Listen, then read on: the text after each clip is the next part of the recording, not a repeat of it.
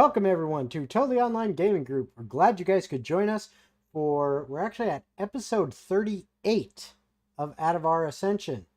Welcome everyone for that. And before we begin, as always, we need to give a shout out to our sponsors. So if you go ahead and you take a look in chat, you will see a link for Critical Hit Gaming Supplies. Go ahead and check them out. They are an amazing locally owned here in Central Florida, family-owned company. They do dice bags, dice trays, tons and tons of miniatures. They got some awesome stuff. Go check them out at www.criticalhitgamingsupplies.com. And if you see something you like and decide to purchase it, don't forget to use our discount code TOGG15. That's TOGG15, and you'll get 15% off your purchase. All right. Besides them, you also should check out Fanroll. Fanroll, I don't have the link right on me. It should be in the YouTube video section of it in the description. Go check them out. They also have some amazing products. They have some different kinds of dice and other stuff. You really got to check them out. Use the link that's in the description, and that actually will help our channel if you decide to check them out and you purchase something if you follow our link. And then last but not least, you will notice I just put the link in chat on both the YouTube and the Twitch for Side Quest Cards and Games. And Zach, I'll let you take care of that one. Hey guys, it's been quite some time since I've been on the stream, so I'm glad to see you all again.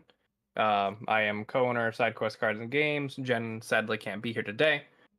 But we're actually going to be in St. Augustine, Florida for Ancient City Con if you all are going to be out next weekend. Go ahead and check it out. We sell lots of dice like the other vendors do, but we also sell Magic the Gathering, board games, and other RPG-based accessories. So please go ahead and check out the link for sidequestcardsandgames.com and use code TOGG for 10% off. All right. So that right there should be... Oh, I see what side of the map I'm on. No wonder there's issues. So that is our announcements and, giving our proper credit to our sponsors. Other than that, are there any other announcements that anyone else would like to make? Like Oscar, anything you got to announce or... Currently, if you want to check out Omega 3D Prints on Instagram or just email me at Omega 3D Prints, I make custom prints, 3D models, dice towers. Right now, I'm currently working on my Halloween costume, which is going to be a fully lit up with animatronics for a Gundam helmet for my personal costume. So I will be posting pictures on the updates. If you guys want to check that out, more than appreciated. All right. Any other announcements? Going once? None from me. All right. In that case, without any further ado, we bring you Atavar Ascension.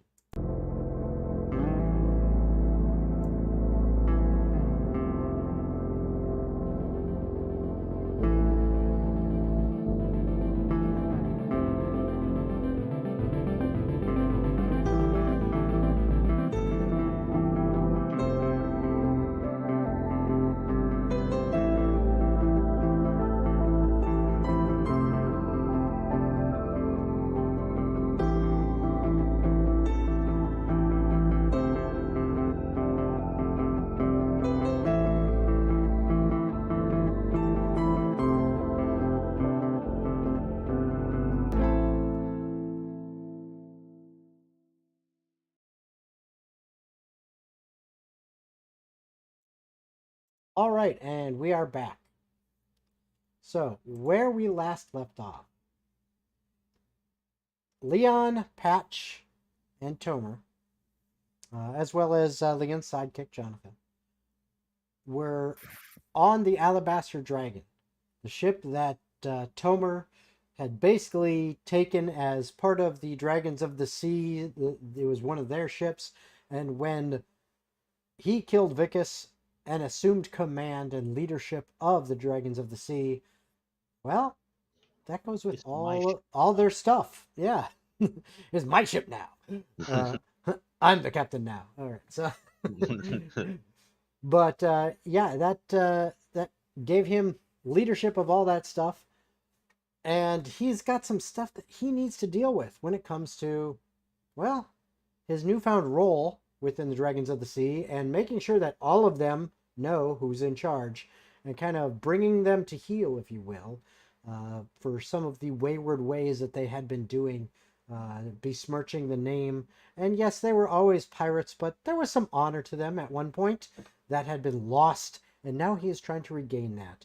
As part of that, well, he was able to take Patch, Leon, and Jonathan part of the way on their journey towards Ravensbarrow, dropping them off on the east shore of the continent of Korstal, up a little ways near a small city called Durmchapel that is about maybe half a day's walk from the beach where Leon, Jonathan, and Patch are now standing, along with a couple sailors that they had rescued during their journeys that were kind of tagging along for the ride, bringing themselves back so that they could get to Durmchapel and eventually make their way back to Ravensbarrow.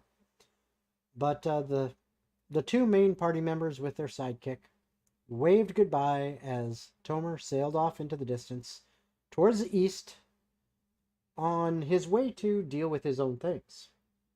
Now, Patch and Leon, they had business to attend to. Stuff is going on in Ravensbarrow, and they need to figure out what's what. So they are making their way in that direction. And as they do, they're currently on the beach. The old sailor that's with you recognizes the area and says, "Yeah, we're maybe a half days away from Durmchapel. Probably a good spot to get whatever supplies we need for the rest of the journey, and catch a good night's rest in a bed before we're on the road." So he recommends, maybe stopping by there. Durmchapel. Durmchapel. Yep, it is spelled Durmchapel. Durmchapel. Durmchapel, got it. Okay, and anyone who is proficient in history can, or partially proficient, can give me a history check. There we go. I got a 16. Okay. You know a little bit about Durmchapel because, well, I mean, this is getting close to Ravensborough, and you've kind of traveled up in this area of the continent a little bit, so you know a little bit here and there, basics. Like Durmchapel is a smaller city, still a city, but whereas Kyver, you were looking at like 40,000 to 50,000 people. Durmchapel's more along the lines of like 5 to 10. So it's much smaller than Kyver, but it's still a decent size. All right. So you figure, okay, yeah, they're going to have, some decent shops, restaurants, taverns, whatever. They're going to have the stuff we need in order to, kind of get our bearings now that we're back on solid ground and continue on from there. But for now, you find yourselves on the beach.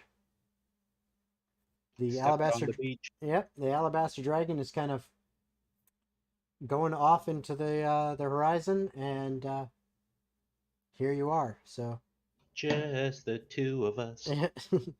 And there's also Jonathan.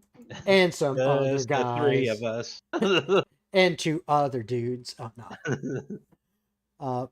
So it's up to you what you guys want to do. If you want to head to Durmchapel, or if you want to cut out on your own, completely up to you guys. Oh, it sounded like we had a goal in mind with Durmchapel. We should probably start heading there if we're here on business. I think that would be smartest, yes. All right. So if that's what you guys do, you make your way to Durmchapel, and with that, boom. We're just there now. You are now. Nothing much happens on the trip. Like I said, it's a half a day's travel. It's relatively early in the morning when you got dropped off. So by the time you arrive, it is kind of middle of the day, middle of the afternoon ish. And if you guys want to switch over to Tailspire, you will see you I'm are on now. Tailspire. Nothing's going on. I got Oh, Waiting on waiting on GM. GM screen. oh, Same well, here. hold on. Yep, Let same. me hook you up then, good Shit. sirs. Boom! You have been fetched. Woo! Yeah. You Ooh, have this been is fetched. this is Oh, look at that. gorgeous. Town-looking town. Yes, this Yo. right here is Oh, holy actually shit, this is huge. yeah, this is actually a city that was built by Genghis that I took off of. Why did I love how the videos all of a sudden stopped for some reason. Oh, I see. That's how it worked. That's what was stopping it. Okay. So this was built by Genghis and Gorgeous. pulled it off of Tails Tavern. And this is where you guys find yourselves. You've gone through the main gate right here and walking through, and this is Patch, Holy Leon, smoke. and Jonathan. Look at all this. And you three are walking through the entrance, and the old timer sailor with the kind of slightly younger, more middle-aged guy with him, they're traveling along with you. I'm just not going to throw down their any minis for them, but they're traveling along with you. And as they're moving, as they're Hey, who is again? I'm sorry. I was looking at the map. the map. Okay, so when you guys left off, if you remember in your sea journeys, you managed to rescue some people. Yeah, I thought they had stayed with Tomer.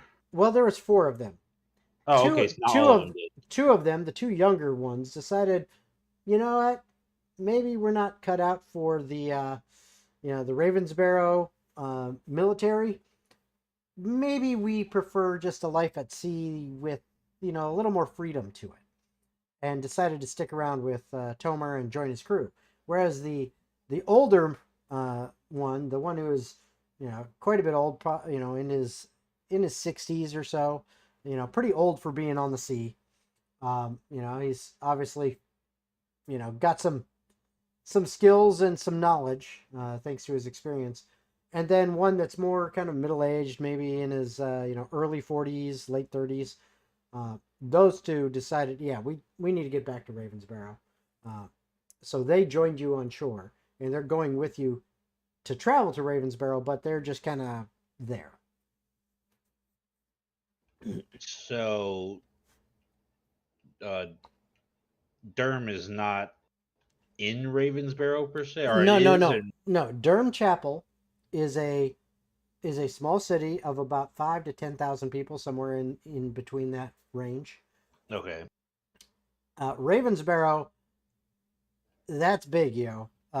Leon Not can tell you. Ravensborough where we were at now. No.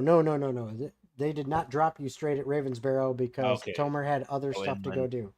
You're having to make the rest of the journey inland. Okay. Gotcha. I am Yep. up to speed. Yep. And Leon could actually tell you quite a bit about Ravensborough since he lived there and operated out of there for a Can you long give me time. the lore of the land? Yeah. Yes.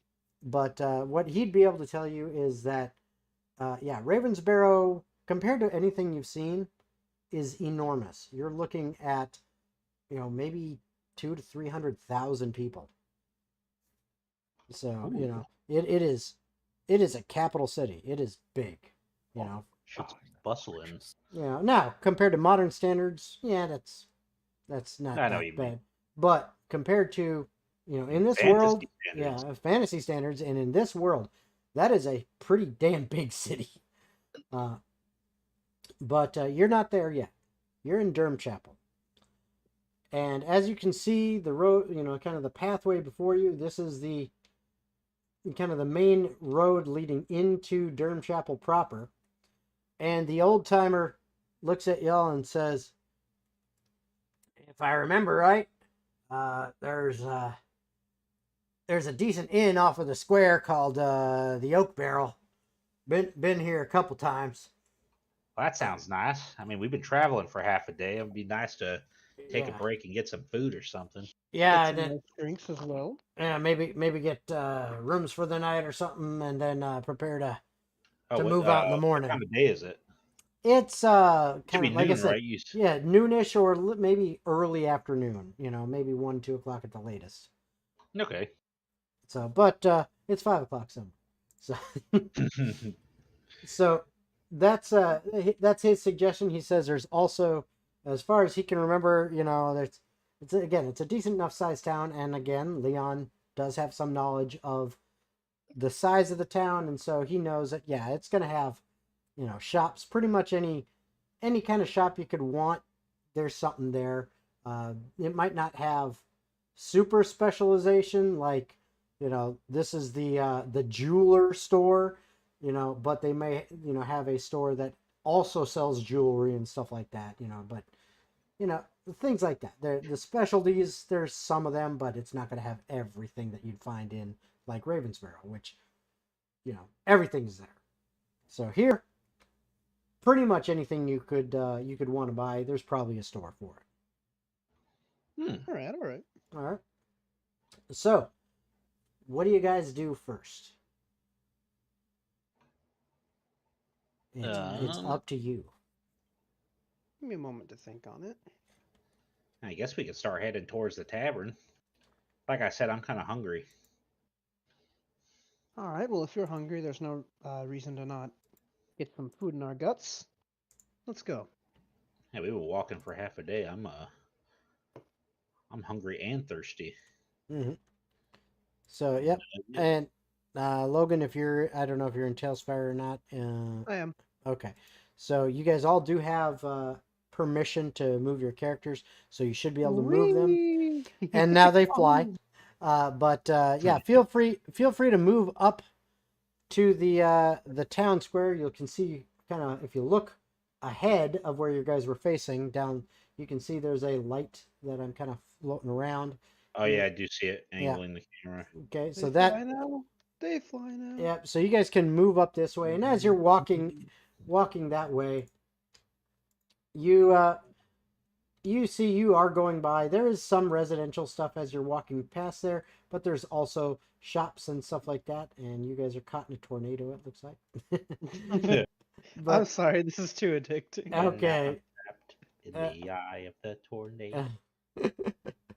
but you guys find yourselves at the corner of the main city center, where there is a very large fountain that has statues all around it and is dedicated to founders of the city. Sorry about that. Cat just knocked over my drink. Yeah, you don't need a drink. Yes, but I do need the drink to not spill on my computer. That'd Well, be yeah, nice. don't do that. It's just making sure your computer's hydrated, bro. Exactly. All right, so Liquid cooling. you make it. You make it to this town square. Okay, or city center, I should say. Okay, and although it doesn't look like it, because I'm not just going to populate a ton of minis around for no reason, because that just takes time.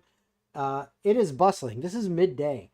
There are people everywhere, and you see around the city center there is open market stalls selling all manner of things. From like the first one you come by is clearly like farmers market, which you did pass through some fields outside of the city as you were approaching it, and so there's lots of farmland outside of this city, and obviously somebody likes to gather all that stuff together and sell it in town, where you have this huge kind of farmers market area is showing up right over here. Okay, with like produce and everything in this area. Okay. Well, I'm gonna perpetuate a stereotype. Are any of them selling carrots? Oh, absolutely. I mean, it's like a farmer's market. There are a ton of carrots in there. But yeah. I go there. Okay, so while you're looking there, there's also tons of other shops. Like I said, you can pretty much get what you want, and these are just like the open air market, farmers market type stalls. So there's lots of different things: handcrafted goods, produce, art, A bunch of tons scams. of stuff. There may be some. Ponzi scheme. Maybe some here and there. There's also some that are simply like serving, food, kind of like almost like a little cafe. And these are just the open air ones, but there are also shops all around. There's some mushrooms there. Yep, there's shops all around this city center, including one that is a little off to the side. In fact, I am going to mark it this way so you guys can easily see it. Right over here. You see boy. you see this circle that I'm making? With the little Yes. tables and stuff? Yeah, see those tables right there? Yeah. Okay, right in that area right there. Next to those tables, there is a door. Right here. And that door, the old timer points out and says, there it is. The oak barrel. Over there. So All right, I'll meet you over there in just a sec. Yep. So he points that out, and he says, "I'm gonna go get a room for the night. You guys can do what you want. We'll meet up, later on if you want." Sounds good. Works for I'll me. meet you there. All right. So, Patch, I- you have on, decided yep. to go to the produce Vegetable stand. Yeah. All right, there you see 3 people working behind the counter, handing out produce to. It's pretty crowded, but there's enough room for you to get up there and look. But you see, lots of people, looking over produce, haggling a bit with the 3 people who are working behind the counter, and it seems like it's pretty much pick what you want and get the attention of the owners. Buy it, haggle if you want. It's up to you. I grab a handful of carrots and shout, "How much for these?" And a middle-aged woman looks at you, and her eyes kind of go wide for a second, looking at you. I'm just like poking my head over the tops of the fruit on the table, like that, not the fruit, the vegetables on the table, because I'm short. Yeah. He's like looking over. She sees the ears popping up, like, "How much for these, miss?" She kind of looks at you for a second or two, and looks at the carrots, looks at you, looks at the carrots.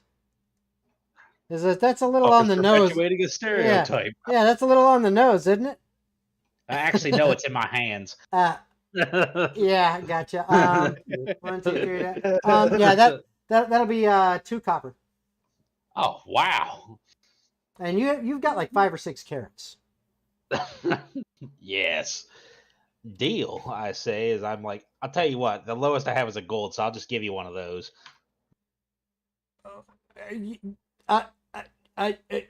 You sure? I walk away. There you go, miss. Thank you. She pockets it immediately. Once you walk off, boom, in her pocket. Doing that skip walk with his handful of carrots. Yep. Leon, are you and Jonathan doing anything in particular? Checking out any of the shops or anything? Or Yes, actually. okay. If you'll give me one moment, I'm still kind of cleaning up my desk from the aftermath of my cat. Aftermath of cat attack. Katak, if you will. Attack. Some might call it a catastrophe. Oh God, you're just horrible. I always take the low-hanging fruits. What can I Yeah, say? you have to. It's just there. All right. So, hi there, baby girl. I know you're so baby. Leon would try to look for any kind of stall peddling little curiosities, small trinkets or whatever, or something selling swords and fine blades of good craft. Okay, well, let's see. Give me a D20 and tell me what you get, odd or even. Man's gonna be Zoro from One Piece after he gets his third magic Yeah, rapier. yeah. That would be odd. I got a 3. A 3, odd. Okay, so with that, you actually find yourself over here. I'm going to grab you and drag you over. You see yourself moving over this way. And you actually come over here, and what you see is looks primarily to be some kind of tinctures, potions, salves, compresses, lotions, soaps. It just variety of like alchemical items, as well as I guess you wouldn't really call them alchemical, but just other things that are crafted similar to that, like potion. There's perfumes, shampoos, that kind of stuff. That just all sorts of different liquids that could be used for different kinds of things. Cleaning, making things smell good, whatever. Or some could be used medicinally to cure ailments, including, you see several actually kind of right in front of you a little bit. You see these green bottles all lined up here, and they say Albus's amazing ailment cures, and it just all Right. sorts of stuff written on the labels. I'm curious now. Leon's gonna look if there's anyone like currently in the stall. There is looks like a kind of mid 40s, maybe 50-year-old Pretty gentleman. mid, bro. Yeah, pretty mid. He's No cap. what looks like about, I wouldn't call it a 5 o'clock shadow. It's a little bit beyond that, but 6 not o'clock much. shadow. Yeah. Damn it, Yeah, you beat me six- to it. But he's definitely got stubble and everything, and it's graying. And he's sitting there hawking his wares. There are a couple people around. You see him. He's finishing up with a current customer, a woman, and he's selling her some soaps, scented bars, a couple candles, things like that. And he notices you looking, and he's just kind of keeping his eye on you while he's dealing with this other customer and wrapping it up. Leon's gonna wait till the Well, customer is Yep, done. he's done, and that customer starts walking away. Can I help you? Yes, excuse me, sir. I couldn't help but notice these green bottles you've got. What did they say again? Albus's amazing ailment cures. Yes. Would you mind telling me what those do?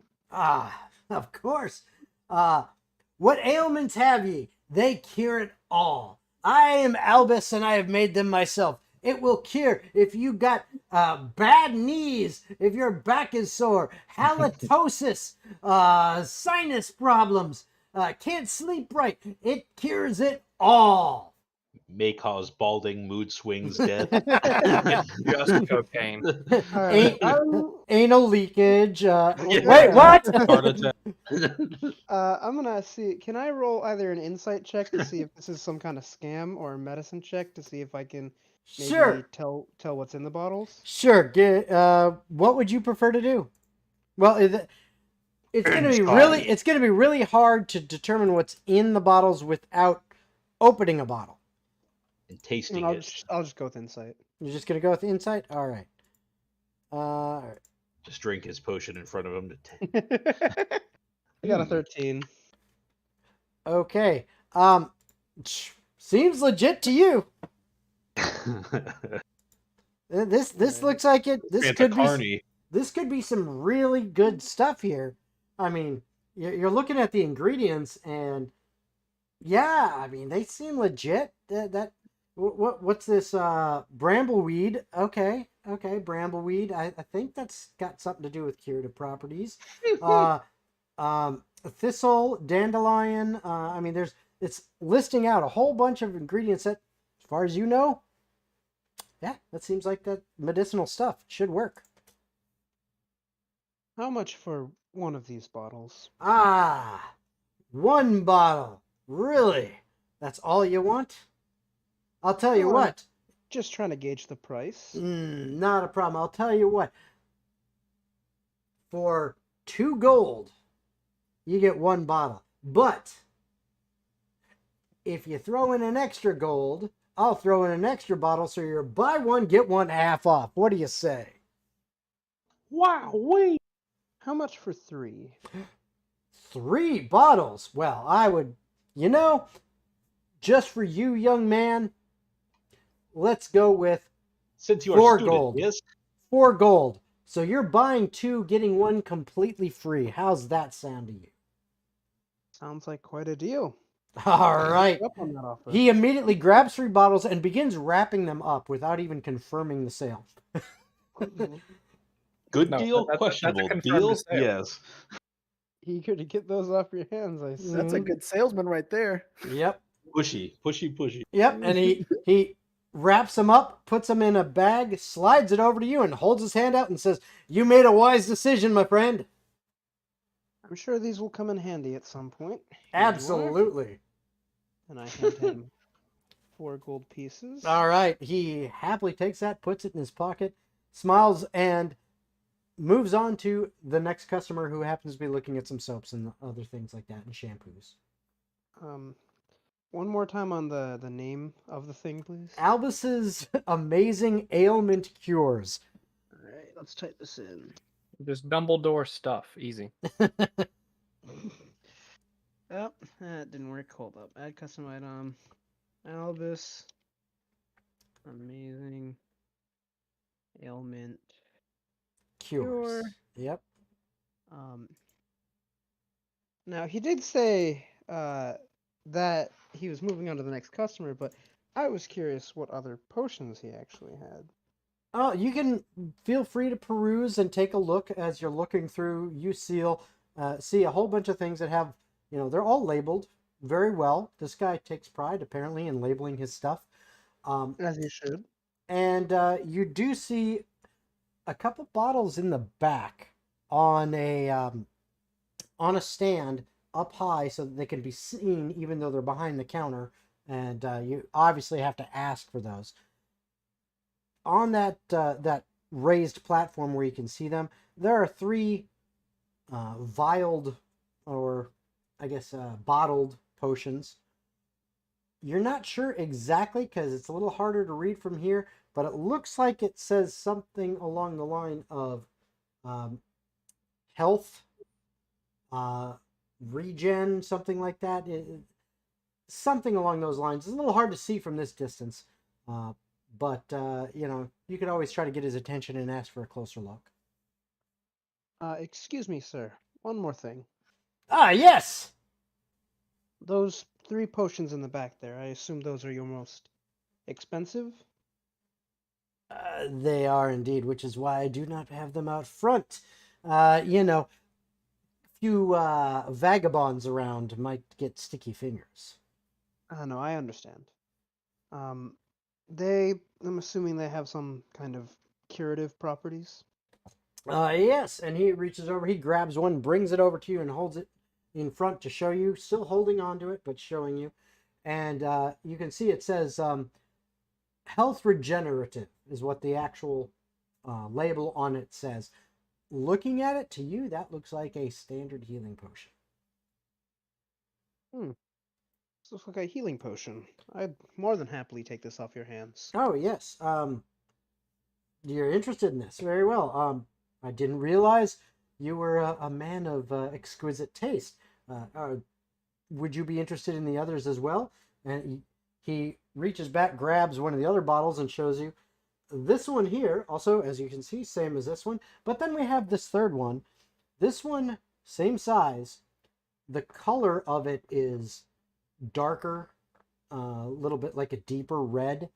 And it seems to have kind of silvery swirls moving through it as the liquid, almost like it's stirring on its own. You're not sure exactly the type of potion that this might be, but the label on it says health regenerative, superior quality. All right. I'm interested in taking these all off your hands. How much for all 3? All 3, he says. Hold on 1 second. I need to pull this 8 Carillion gold. Grabs his abacus, starts sliding. Yep, I need to grab He's just moving the same piece back and forth. I don't know what I'm doing. Random number go. I never set a okay. price for these. I didn't think anyone would be stupid enough to buy them. Oh no. That is not it at all. So no, the first 2 are 50 gold apiece. Right. potion of healing. So that's just 50 gold apiece. Now, the next one. So, this right here, as he shows you, this is a special one. This took a lot of time and effort to make. I usually only get like one of these made every 6 months. I see. I'm willing to part with it for 450 gold. Before I go ahead and take you up on that offer, is there anything you could tell me about this potion that's provides insight as to what it does compared to these other two? You know what? I'll say give me a persuasion check. Wait, he's charging 450 for it. He's not even going to tell people what it does. Oh no, I'm just this is how I'm determining what information he actually gets. Oh, okay. Like, I was like, how the guy describes it, basically. I hope a 26 will. Oh yeah, suffice. absolutely. So he describes it as, this will seal wounds. It will cure you. It's basically a potion of superior healing. It's not the supreme one. It's the one right below it. So that's still. What's that, like 8d4 plus 8? I believe that is correct. Let me Ooh. double check it real quick. gonna need that now that our party doesn't have a fucking tank. Yeah. I mean, that's why I'm stocking up. It's like, shit, man, I've only got so many What are you talking about? cure wounds and healing words. I'm like a faux tank because I have 3 health bars. That is true. Mm, Moondruid does make for a pretty good tank.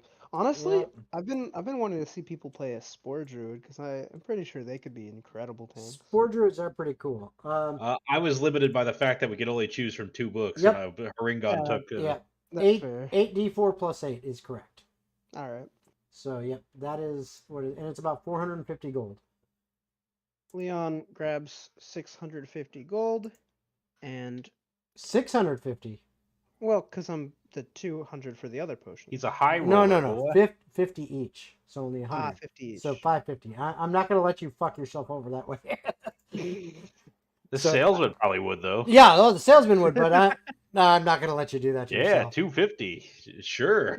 All right. How about then 3 copper pieces. He hands over the 550. Okay. He says, And this guy now, he takes these 3 potions, and dude pulls out a wooden case with like felt lining in it, and like some cushioning, and he lays the potions in there, lays additional like felt over them, and stuff to cushion them, and then closes the wooden box and hands you the wooden box.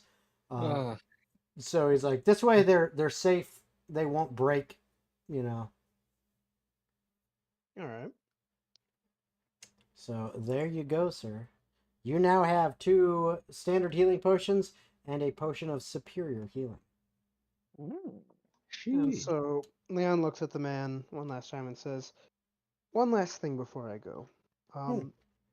Just to make my searching a little bit easier, do you think there's a stand around here that would trade in gems?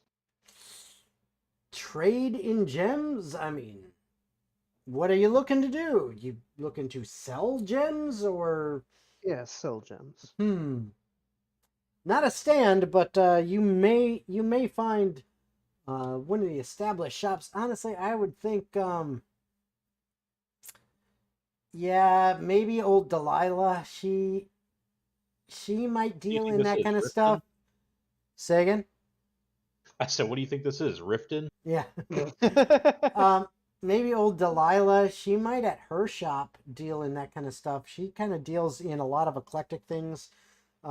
She might be willing to purchase gems off you because I think she's got some contacts where she could unload those herself. But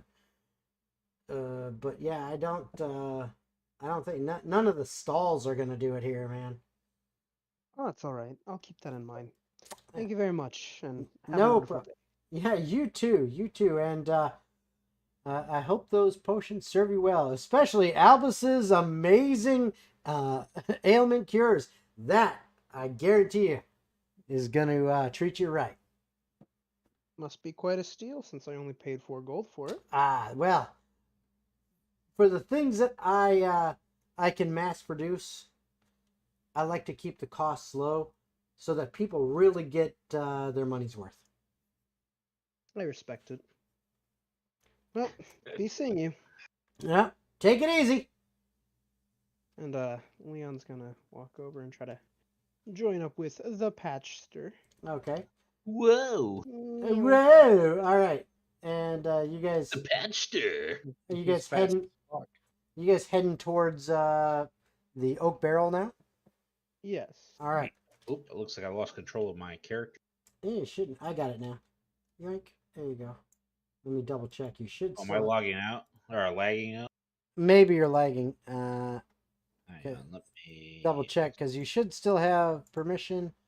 Yeah, you do. So shouldn't be. I'm on the main menu and logging back in. All right. And so you guys make your way over towards the oak barrel, and as you get there, Patch would like to open a door. Yay! Door goes open. Okay. So you guys make your way to the oak barrel, and as you get here, let's pop this down so we can see inside. Okay, the oak barrel, as you walk in, is bustling with activity. There are quite a few. Oop, I hate it when it does that. Get down there. There we go. And lock you in place. There we go. So the oak barrel is bustling with activity. I'm just going to move everyone in there. Oh, there you go. You're in. There are people sitting down enjoying, since it is close enough to lunchtime, a little bit after.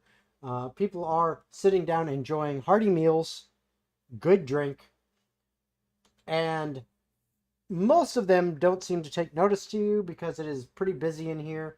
But those relatively close to the door notice you walk in because, well, not many of them have seen a herringon before. So I you're just got like a mouthful of carrot. It's like, Yep. I do a little hand wave when everyone looks up. And a herringon walking in with an elf and a human, or sorry, half elf and a human. Guffaw, how could you get my race wrong? I How dare know, you? I know. But they see y'all kind of coming in. Those that are in the tables close to the door. Alpha and Torbrek. As you are sitting at a table, both of you kind of observing what's going on in the bar. Waiting on DM, by the way. Oh, yeah, it means I gotta drag you in here because you restarted. So let me just do that. There you go. That should have Kind of got. frustrating to do that every time. Yeah. Well, if you stop getting booted out. I think I think my thing had crashed because I completely lost control of it and I had to restart. Yeah, it happens. It happens. But all right, so you guys are here inside, and Torbrek and Alpha. You're sitting at your table. Yep. Torbrek, as has been pretty standard for you over the last week that you have been here, which is the entire week that you remember. Yep. You don't remember much before that. You do remember you don't belong here. This isn't where you're from. You remember your home was in the Feywild. But other than that, you don't remember really anything else. You're like, I don't remember anything about that. I know that's where I was from. But then I showed up here. Somehow. Huge headache, too. And all I can remember is I'm trying to find my people. And somehow I'm here. I don't know if that means that my people are somehow, in this quote-unquote world or plane. Or what. You're not exactly sure. And since then, you've been trying to figure things out and just think of things. When you stumbled upon, or I should say, were stumbled upon by Alpha. So, why don't the two of you describe your characters? So we'll start with Torbrek. Torbrek is a Furbolg monk from the Feywild. He learned a few of his skills from old books. He's searching for more intelligent people of his kind to then continue his training. He involves himself in brewing the best brew in town. But as of right now, all he wants to do is figure out why he's here, who put him here, and where the hell his people are. Okay. Alpha, go ahead. Alpha would commonly be understood as a roughly 5'3", small, pale girl with red hair and very, very blue eyes, with a hat that seemingly matches the color of it sew, with odd speckles across it. Upon closer examination, you'd see the filth across her clothes, the tears, the tatters, the bloodstains, and would notice that that hat is seemingly attached to her skull. And it's no hat at all. In fact, it is the cap of a toadstool. All right. Very interesting. All right. So, Alpha, you stumbled across Torbrek out in kind of the outskirts of this town in the forest, kind of those out around it. That's where you found Torbrek, who, for as far as you could tell, had pretty much just woken up in this place. Not, after talking to them, only been a few hours. And you also realized, look, I don't know how I got here either. In this world. So, this is different. And since then, you two have been trying to figure those things out and kind of stuck together. Being that you were close to Durmchapel, you decided to check out the town. Maybe someone would have some answers. And, well, Torbrek, he wanted to get a drink almost immediately. So, for the past week, both of you have been sitting here, talking, and Torbrek drinking. Quite a lot. They've spent an entire week in the tavern bar. Well, it's an inn and tavern, so they. Nah, but they've spent the entire time at that exact spot, obviously. He can't pay off his tab because he just came from the Feywild and has no money. So he just keeps drinking and keeping the tab open. There you go. But you do know that somehow somebody's got to have some answers. Okay, somebody's got to be able to help us out. Know something. Maybe it'll be at the bottom of this cup of beer. It could be. But while you are, determining where do we go from here, what do we do, how do we know what's going on, how do we figure out where we came from, how we got here, all that stuff. Today arrives, and as you're having lunch and Torbrek's drinking, the oddest combination of people shows up. A Harengon with a half-elf and a human, all who seem like they can take care of themselves just by the way they're bearing and how they walk in. Yeah, bearing. More so than most of the rest of people around this place, who, well, you're not experts, but you do recall that, well, you got some skills. Torbrek, you know how to take a punch and give one out. Alpha, well, you prefer not to be punched. You prefer not to be punched, but you got some things you can do that definitely above and beyond the average person. But these guys seem to be kind of on par. I don't even understand what I can do. Yeah, but you can tell these guys seem to be more on par with you than the standard, civilian, if you will, in this region. These guys look pretty strong as he's just like filling Yeah. his mouth with carrots. Yep. Well, you don't notice them right away because there's so many people, but they notice Alpha and Torbreck notice your group enter. I would like to make eye contact with the elf or half elf. I don't know any better. And stand up out of my chair, which makes me a little shorter than it normally would if I were just still sitting, and loudly exclaim in front of the whole bar, "Elf, my Torbrak has headache. Can you assist?" What? on What This are you planet's talking about? name is a Torbrak. Hmm? You know that guy? No, I've never met these two. Alpha, Kinda why are weird. you pointing out the elf? Elves are strong. Yeah, that's fine, but you do it calmly. You don't just blurt it out. Is he still shouting all this? What? Yes. No, he thinks you're strong. Hear that? That's kind of nice. Perhaps misplaced niceness, but yes, very nice. Alpha, looks at 8 strength score. Alpha, we'll talk to them in a bit. Let them do You're what they have strong to in do. the heart. We'll interact with them in a bit. Just So sit down. Still loudly. But you have headache, Torbrak. I don't have a headache. I'm fine. You said you have headache. I Um, don't know where I came from, but that'll get fixed eventually. Look, it's no skin off my back. I actually have something for that. And he pulls out one of the Test it on him. Albert's amazing ailment cure, and he hands it over. Okay.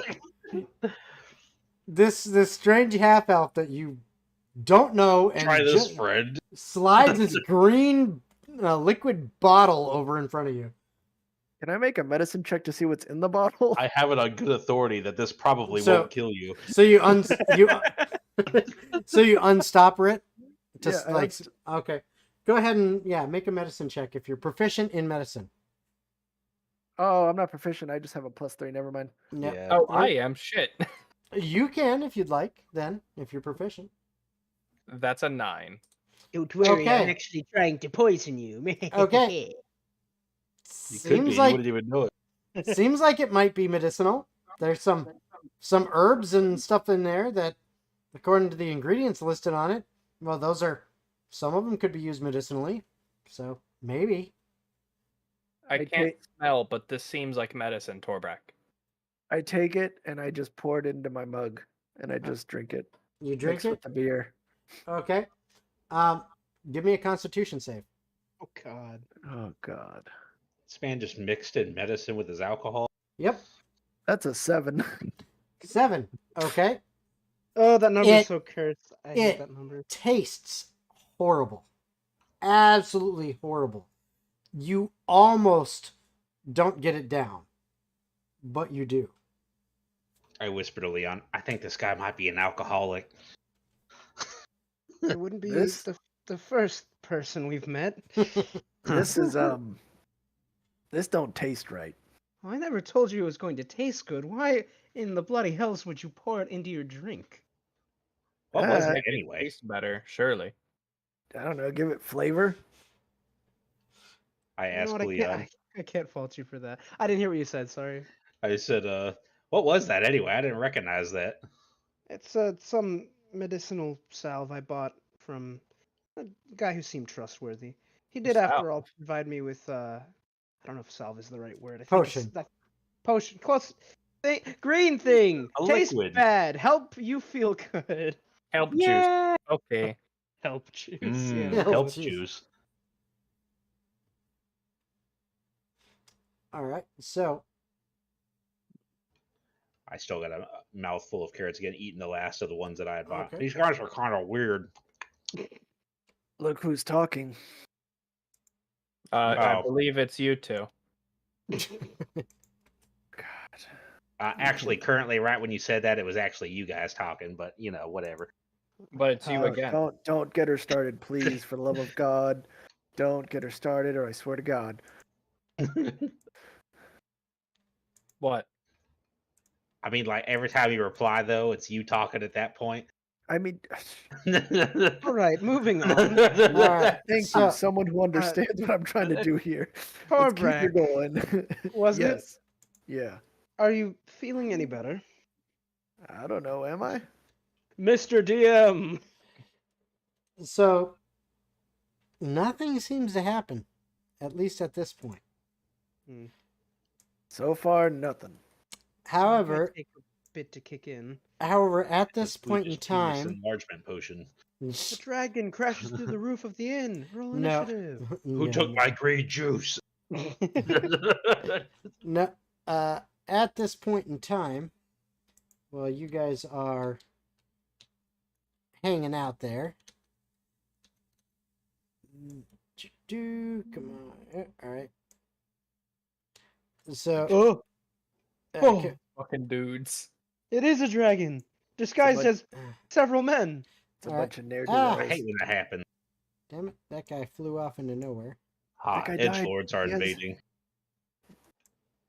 All right, so these guys, No, not those guys. walk in, go towards kind of the back right side, past you, sit down and take up a table and start drinking, and then one of them walks over to another table, and another one walks over to another table, and they start talking to some of the other patrons. And everyone give me a perception check. Oh boy. Let's see. Is this one based on sight? Plus Yes, one. based on Yeah. sight, because Oh, it's too, natural it's, 20. it's too Here's one noisy. roll, Yeah, it's too noisy for it to be hearing, because then they're too far away. and Natural. here's the other Natural roll. eight? Does my passive perception of 16 do anything, or do I still have to roll? Then you Dirty still have to 20. roll. Jason, nat 20 for a 21. Okay. I got a 13. Okay. Anyone who got an 18 or higher. So I know that's Alpha. Anybody else? Yeah, I got a dirty 20. Okay. I got an 8, not an 18. Okay, so Alpha and Patch. Both of you notice the probably the nearest one, I would say. Fucking Jonathan thank God. smirking out Jon- over here. Yeah. He's just geeked out. He's ready to go. So you guys notice the nearest one to you guys, which if you follow this, he's this guy over here near this table. And based on the body language and how he is talking to the people that are sitting down, the people sitting down, they seem cowed by his presence, and They seem what? cowed. They're frightened. Oh, They seem frightened by this guy, and he's talking to them, and he's kind of talking stern. And then you notice Alpha, especially you with your 21. You notice that they all kind of grab like their coin purses and stuff like that, pull out and like push over money, and he grabs the money, gathers it up, and then walks back over to kind of the little group table. And it looks like this is happening at all of the tables that these guys are going to. They seem to be kind of grabbing money from people and then bringing back to their table. And then one of them comes up to your table. All right. I'll chill since that's happening. And looks at you guys and says, "Huh. New to this town, are you? I haven't seen you yeah, around." Say, you didn't just like rob those people, did you? "Rob? How dare you say such a thing? I mean, that's just kind of what it looked like. I They all would kind of. I would never rob anyone." And as he says that, another one pulls up and he says, Because y'all got like swords out and stuff. No, they don't. That's just their minis, man. Just kidding. Just kidding. I imagined it. It was all mad. Yeah. And he says, "We would never rob. People are giving their due tithe to the I Church mean, they of look Arden." kind of afraid. So the Church of Arden? Yes, the Church of Arden. Have you not heard of Arden? Oh no, that was out of character. But speaking of Rob, I have a quick No. question. Okay. While they're doing this, I'd like Jonathan to sneak up behind one of them and try to pickpocket the coin purse off of him. I just Okay. imagine he goes everywhere in that crouching stance. It's like, Can I assist by Like our saying little- something little really golem. mean? I don't know. Can you? Am I able I to can roll- try. Oh, what are you asking to do? Sorry. I was going to try to assist you by saying something really rude to these guys. distracting them. Yeah, basically. Okay. Yeah, you can attempt. If you Alright. try to extort me, I'll send you to the Feywild with both thumbs shoved up your ass. Ooh. Hmm. Do you want me to roll anything in addition to that? Roll intimidation. That's a +5. Let's see. Yeah, Sorks are That's a pretty good. 13. All right. 13. All right. Hold on one second. Because While that's happening, I'm gonna say, well, I don't really partake in all that religious stuff, so I I'll don't really feel pass. the need to donate. But Love that.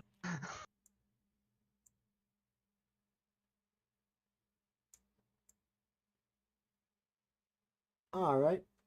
So they seem a little taken aback by the statement.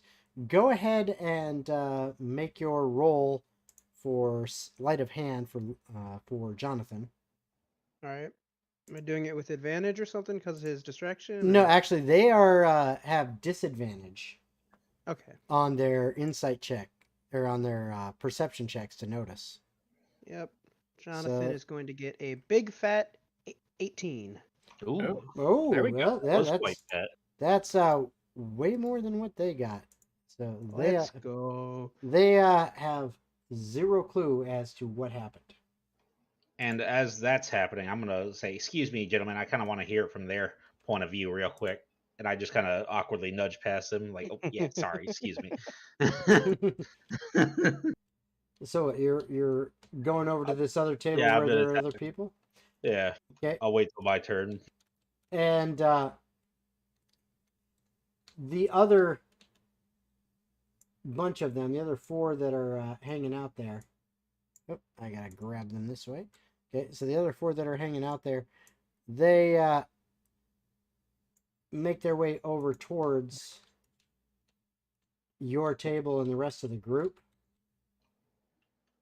And one of them Pardon me. who they all are wearing identical robes, except I love your matching costumes, by the Yeah. way. What are you guys kind of Then- Sentai squad? well, they're not quite, but they're all wearing identical clothes and robes, and they are wearing masks. One of them, however, as you're looking close, you notice that their robes, they each have slightly different insignia on the sleeves, and anyone can make I'll either give you an insight or straight intelligence, your choice. And that anyone can do that. 23 on insight. 3 Bro. on insight. Let's see, insight. I got 12 on insight. a 17 on insight. All right. I hate that the out-of-world character is doing better in Yeah. insight check than the rest of the party. You seem to think that these are like rankings, and one of them, you're pretty sure that he's the one in charge based on his ranking looks the most intricate compared to the rest, and he pushes past these two and says, "Ties have been acquired, let us go," and begins to walk away, and the rest of them begin to follow. Jason, Yes. before they go, can I surprise them with a spell? Surprised them with a fireball. Are you casting subtle spell or Do you have that meta magic, or are I- you just trying to sleight of hand it? I was going to either attempt to quicken the spell to make sure it happens quickly, or to just brazenly cast it. I don't do things subtly. I Well, don't know what that is. Okay, so what spell is it? What are you attempting to do? I was going to cast Hypnotic Pattern. Okay, so you're trying to cast hypnotic pattern on him. That is assaulting. So you're attempting to assault them. They all Technically, just everyone float in this back in place, here. because it's a 30-foot cube. Yeah, oh yeah, you're gonna get like everybody, including Patch, because of where he's standing compared to them. Oh yeah, no, everyone's having fun Yeah. on this. If you're doing that, then I'm gonna need everyone to roll initiative. I thought we were gonna have a fight first game, but nope. You should That have known what was is coming when all the an goons walked into the bar. 11. 11. Okay, hold on. Let me. Ooh, Man, y'all are going real fast. 22.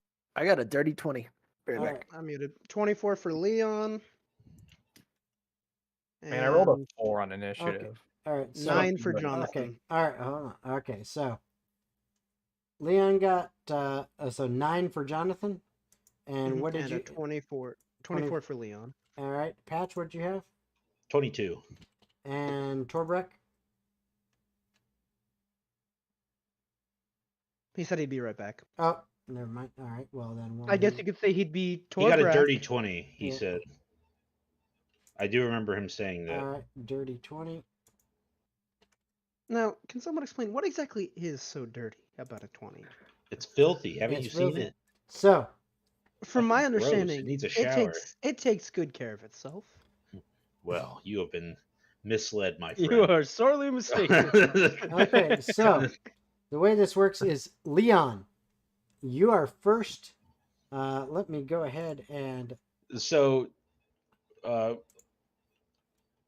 Shroomhead is not has not casted the first stone, correct? At this point, Not yet. He's What- starting to cast a spell, which Leon first up notices. He's like, "Oh shit, that dude's casting." That alpha was a she. Well, that dudette. that dudette. What am I? Quick, good question. Yes. But I do have a question before entering initiative and fighting. Would they Mhm. be able to identify what kind of spell I'm casting without any sort of understanding of what's going on? Yeah, I would have assumed that we'd be in initiative after he hits them with the spell. Well, no, because what happens is you're initiating something. There's 6 of them. You have no idea what they know and what they don't know, and you're casting magic. So they're just Magic- assuming the worst is what you're saying. Yep, Okay. basically. All right, so there we go. Now we have turn order established. Leon, you are up. All right. I'm trying to figure some stuff out here. As combat is starting, am I able to make like an Arcana check to try to figure out? Because Leon wouldn't know that this is a Sure. hypnotic pattern. Sure. All right. Arcana. That is a 7. Yeah, you don't know. All right, give me one moment.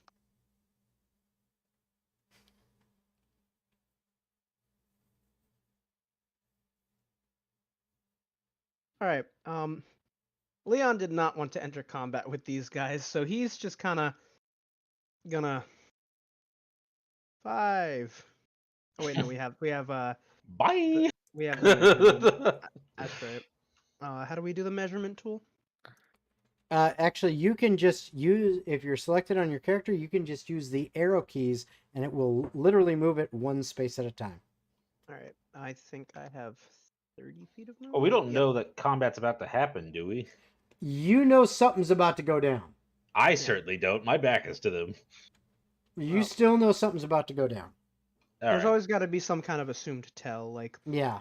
the guys start reaching for their swords. You hear like, Again, someone- they're behind me though is the thing. So I'm, Yeah, but but you you can also hear got 'em. this. You also got this this weird spore wizard thing that is starting to chant.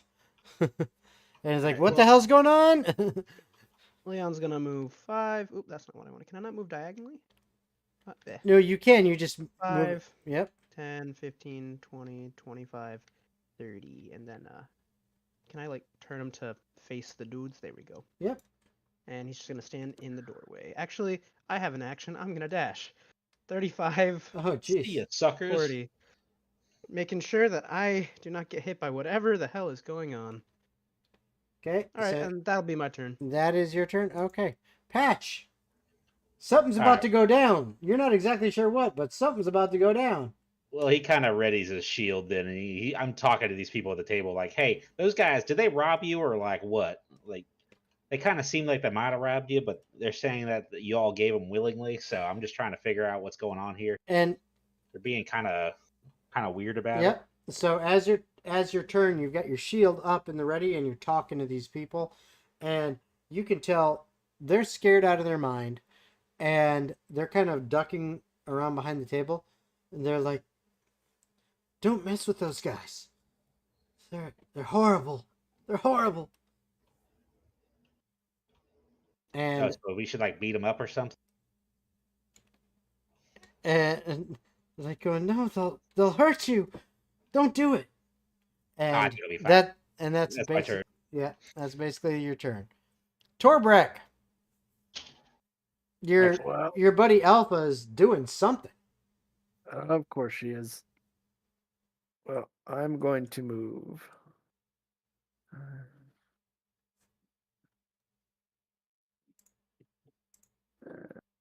35, 40, 45.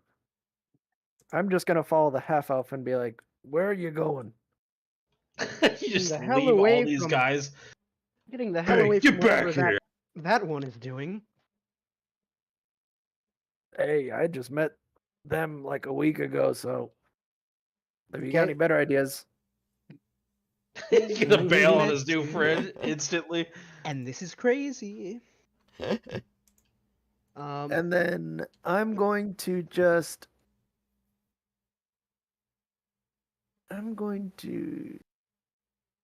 I'm just gonna stand there and just hold my action in case one of them starts running towards the door. Oh, that's right. Is Okay. that something I could do? Is hold an action? You can. Can I ready the dodge action then? I would say you can just take the dodge action because Yeah, the yeah, that's dodge what I action. Yeah, you just take the dodge, which basically just means anyone who tries to attack you is at disadvantage Yeah. for this turn. Yeah, that's what I'd Okay. like to do. All right. Torbrek, what are you? So you're just moving over by the door and then I'm trying to just make gonna sure. wait because it Okay. seems like the alpha is gonna do something magic wise, and it sometimes works good, sometimes it doesn't. All right. Sometimes it feels like a nut. Sometimes it don't. Yep. So I'm gonna go farthest away, which would be towards the door, Okay. and just stand in that doorway. All right. Alpha, All it right. is now your Oh, boy. turn. So, So where is this cube that you are putting? Because you can put it anywhere within 120 feet of you. Oh, I get that. Yeah, but I have the cool ability where I can move first, and since he's just a little outside my threatened square, I can go all the way over here without eliciting that attack of opportunity. Yep. And so I'm gonna put it right here. Okay. So Yeah, it's be 30-foot cube, so it's actually 15 Just diameter. outside. Woo. All right, there you go. So basically, there. Oh, your buddy's kind of screwed. He's stuck in there. Yeah, he was robbing Jonathan's them. in there. All right, so Uh-oh. Did Jonathan even roll for initiative? He did. yeah, he did. He just got Oh, really all right. shit in it. Not Poor good guy. enough. So now, what happens next? Well, They we're gonna have to wait for that until after break. Oh boy. Because we're going to take a baby. break right now. And while we're on break, just to remind anyone who is watching, especially if you're watching on YouTube, if you super chat something and say, "Hey, I want you guys to do this," or "I want this character to do that," and you super chat it, guess what? We might just make that happen. So feel free to type things in chat. We'd love to hear from you. And we'll see you in about... Ooh. So 10 minutes, Yep. and we'll be back. See you then. See ya. Yep.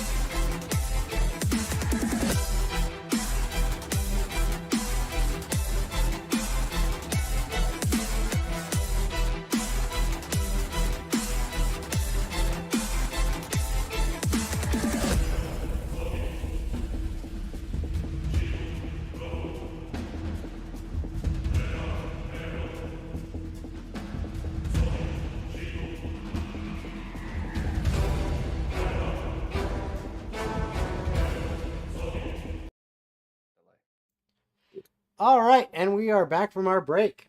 So if you're just now joining us, combat has started as Alpha decided they were going to cast Hypnotic Pattern, and albeit Tailspire doesn't have a cube, but this gives us the basic idea of it, so I'll call it good enough. Basically, you got everybody in there, including Jonathan. So, what is your save DC, Alpha? It is a 16, but I would also like to add the stipulation here, Jason, that it is an extended spell. Now, one thing to note, because you did, you actually mentioned that wrong the other way. The extended, it doubles the duration up to 24 hours. So if the spell is a 12-hour spell, then it becomes 24 hours. This is concentration up to a minute. So that means you could hold it up to 2 minutes. I understand. Okay. Still good. Yeah. Yeah, that's still 2 minutes of them just sitting there, like almost jerking it. So, all about it. Yep. So Now, I guess I need all of them to make wisdom saves for me. That's true. And just remember that anyone who fails the save, they become charmed for the duration. While charmed by the spell, they are incapacitated and have a speed of 0. And the spell ends for an affected creature if it takes any damage, or if someone uses an action to shake the creature out of its stupor. Okay. Well, Jonathan failed. All right. So now I get to roll for all of these punks. And there are 6 of them. And let me just double check this right here. Yoink. And it was wisdom. Okay. So. All right. There are many dice with no results. Well, that's because you don't get to see those results because I rolled them as a DM. That's not very nice. No, that's exactly as nice as it needs to be. All right, so what happened? Let's go with...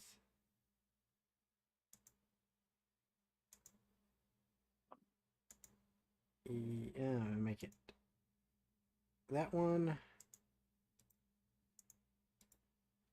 And that one. Okay, 2 of them, the bases are green. Those 2 guys made it. The rest did not. Hey, yeah, when you roll 6 dice and 2 of them are nat 20s, 2 guys made it. That makes me feel a lot better, Jason. Thank you. I mean, that's still pretty good. I thought that was the reverse. No. Yeah. Nope, 2 guys made it. 4 of them failed, including Jonathan. Well, that would be 5 then. No, I'm saying out of them, 4 of them failed. And then including Jonathan. Okay. So, now, I don't need to keep this up anymore, so we can remove that. You also happen to get some patrons in there of the bar, but I'm not too worried about them right now. These All right. poor fuckers mid-drink. Now, is that all of your turn? That should be all of it. Okay. I wouldn't be prepared to do anything else, so please go ahead. All right, so it is now their turn, and I'm just going to make these first 2 guys the guys that passed so that I can move them and just kind of scoot through the other guys. So this first one is the leader, as far as you can tell, based on their rank. And he's like, what the hell? And, well, he doesn't like what happened. So he is going to go ahead and shake awake this guy next to him. So that guy is now shaken out of his stupor. He looks pretty stupid. The other guy is going to actually come over towards you let's see, 2, 5, 10, 15, 20, 25. Yeah, and you're basically get you in a square. So, yeah, he's there. So he is right up on you in this corner over here. And he is going to go ahead and, let's see here. Yep, he is going to attack you with his scimitar.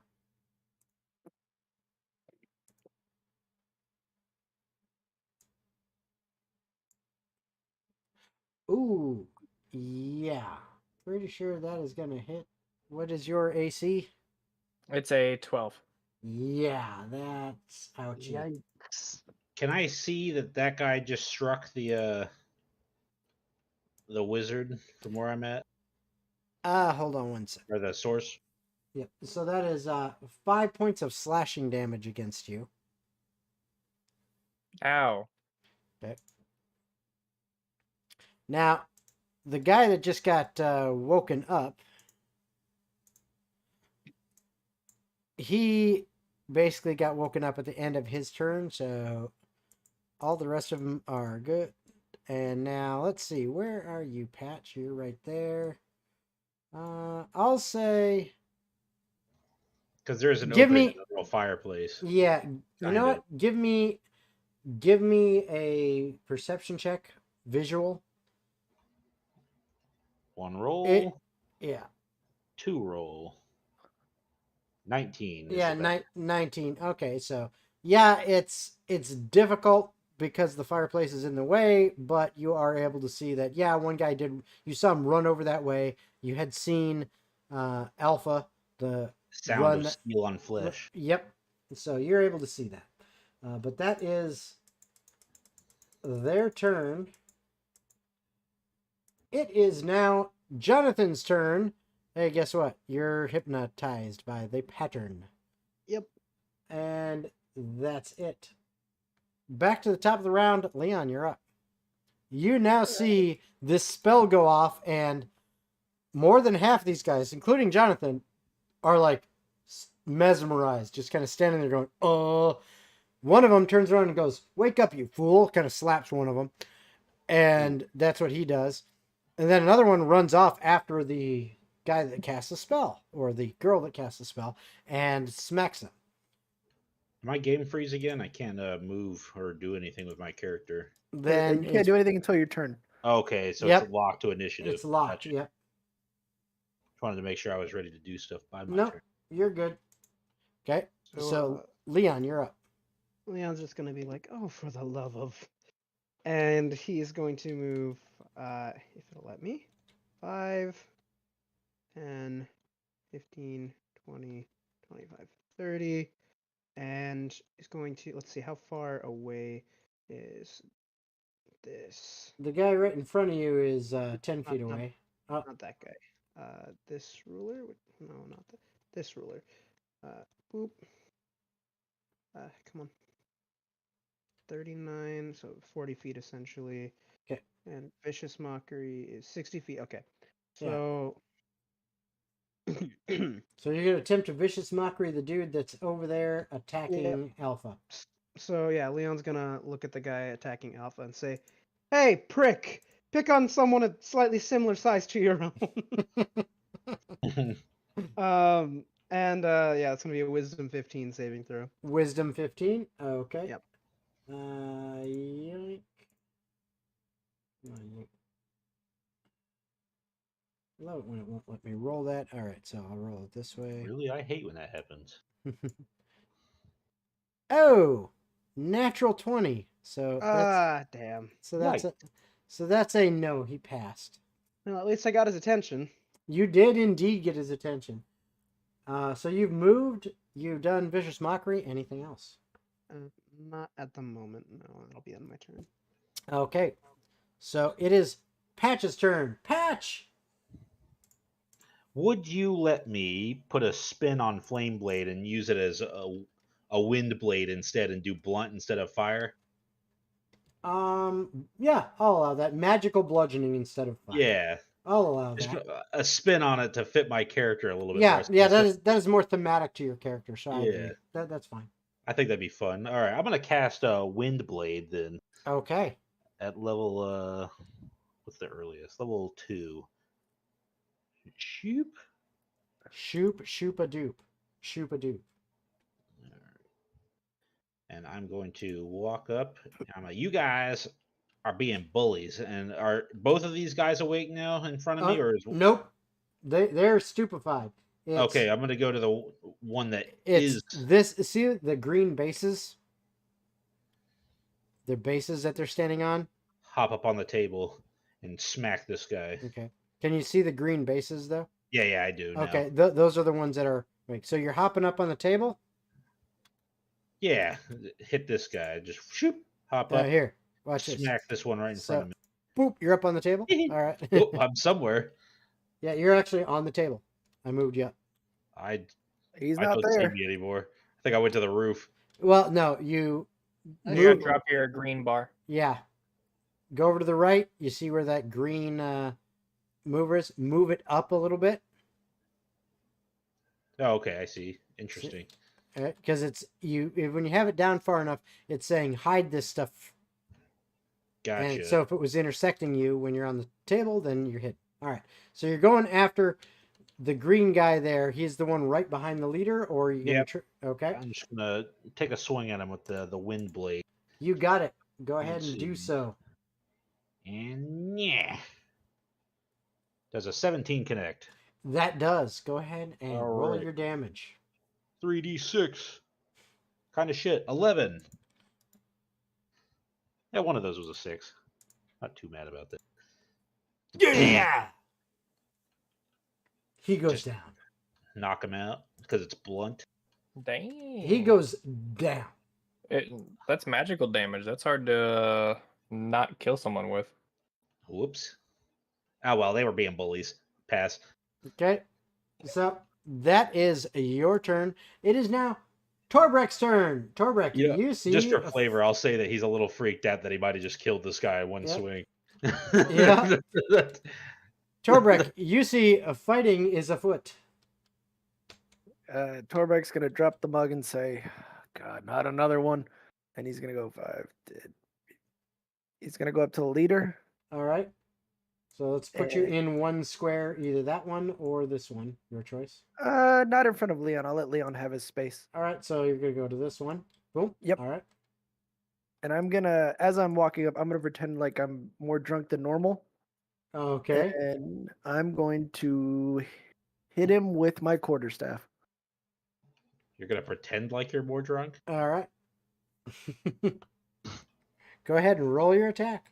Does a 22 hit? No, way too high. Okay. So, yes, that hits. Go ahead and roll your damage. He takes 10 points of damage.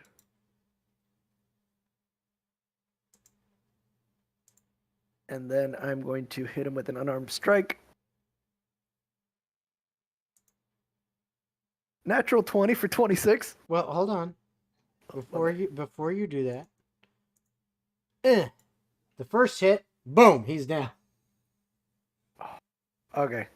That was 5, 10, 15, 20, 25, 30.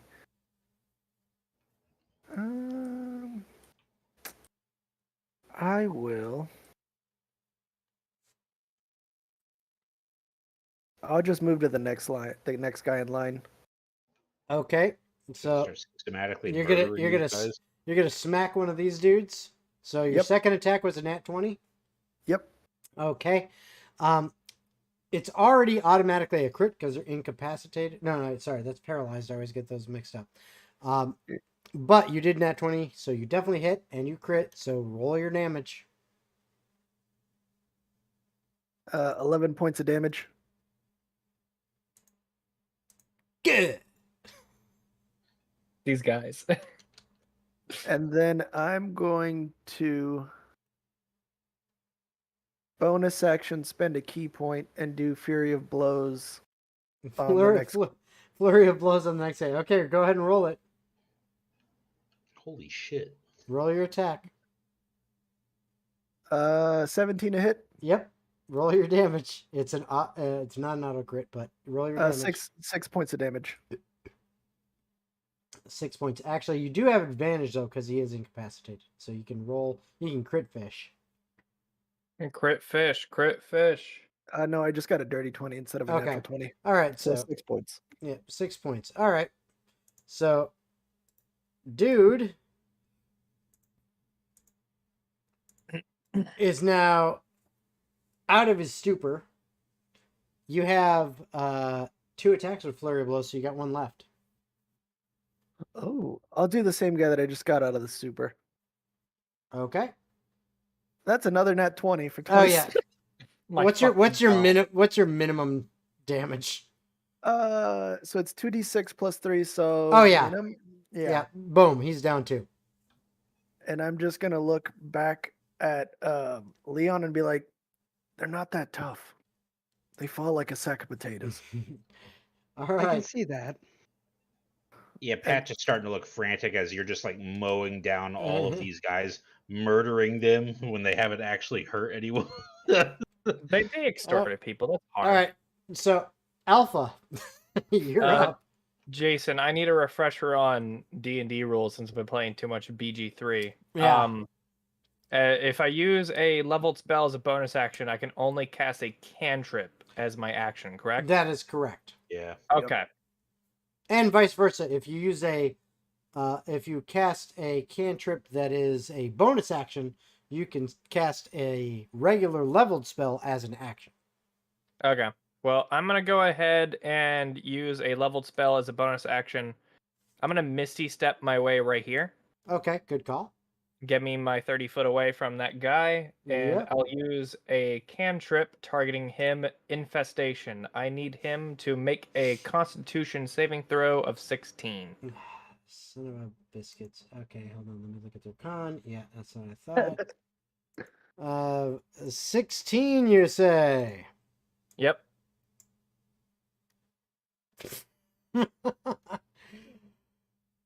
And that's a 15.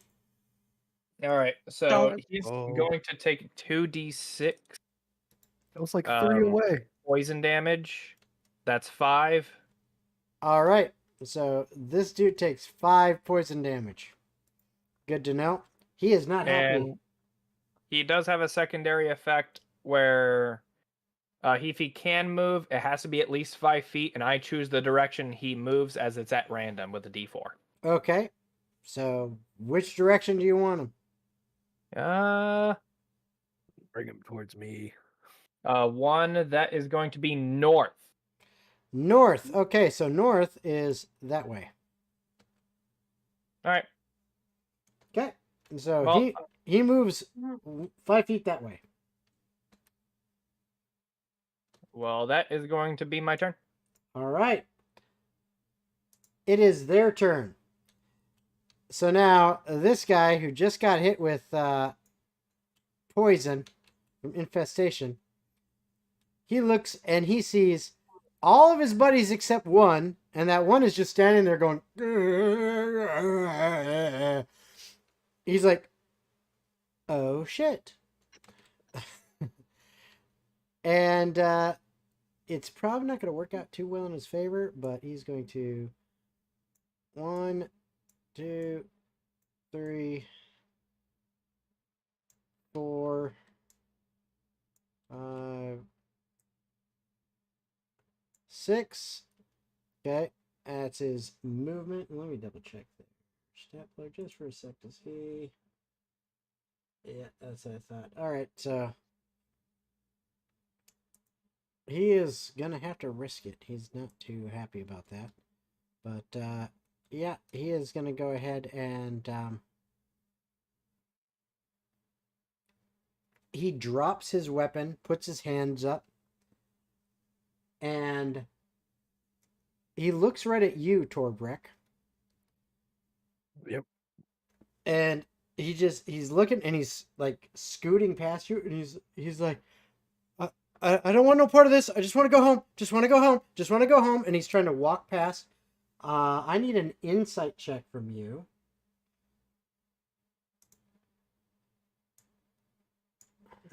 Insight.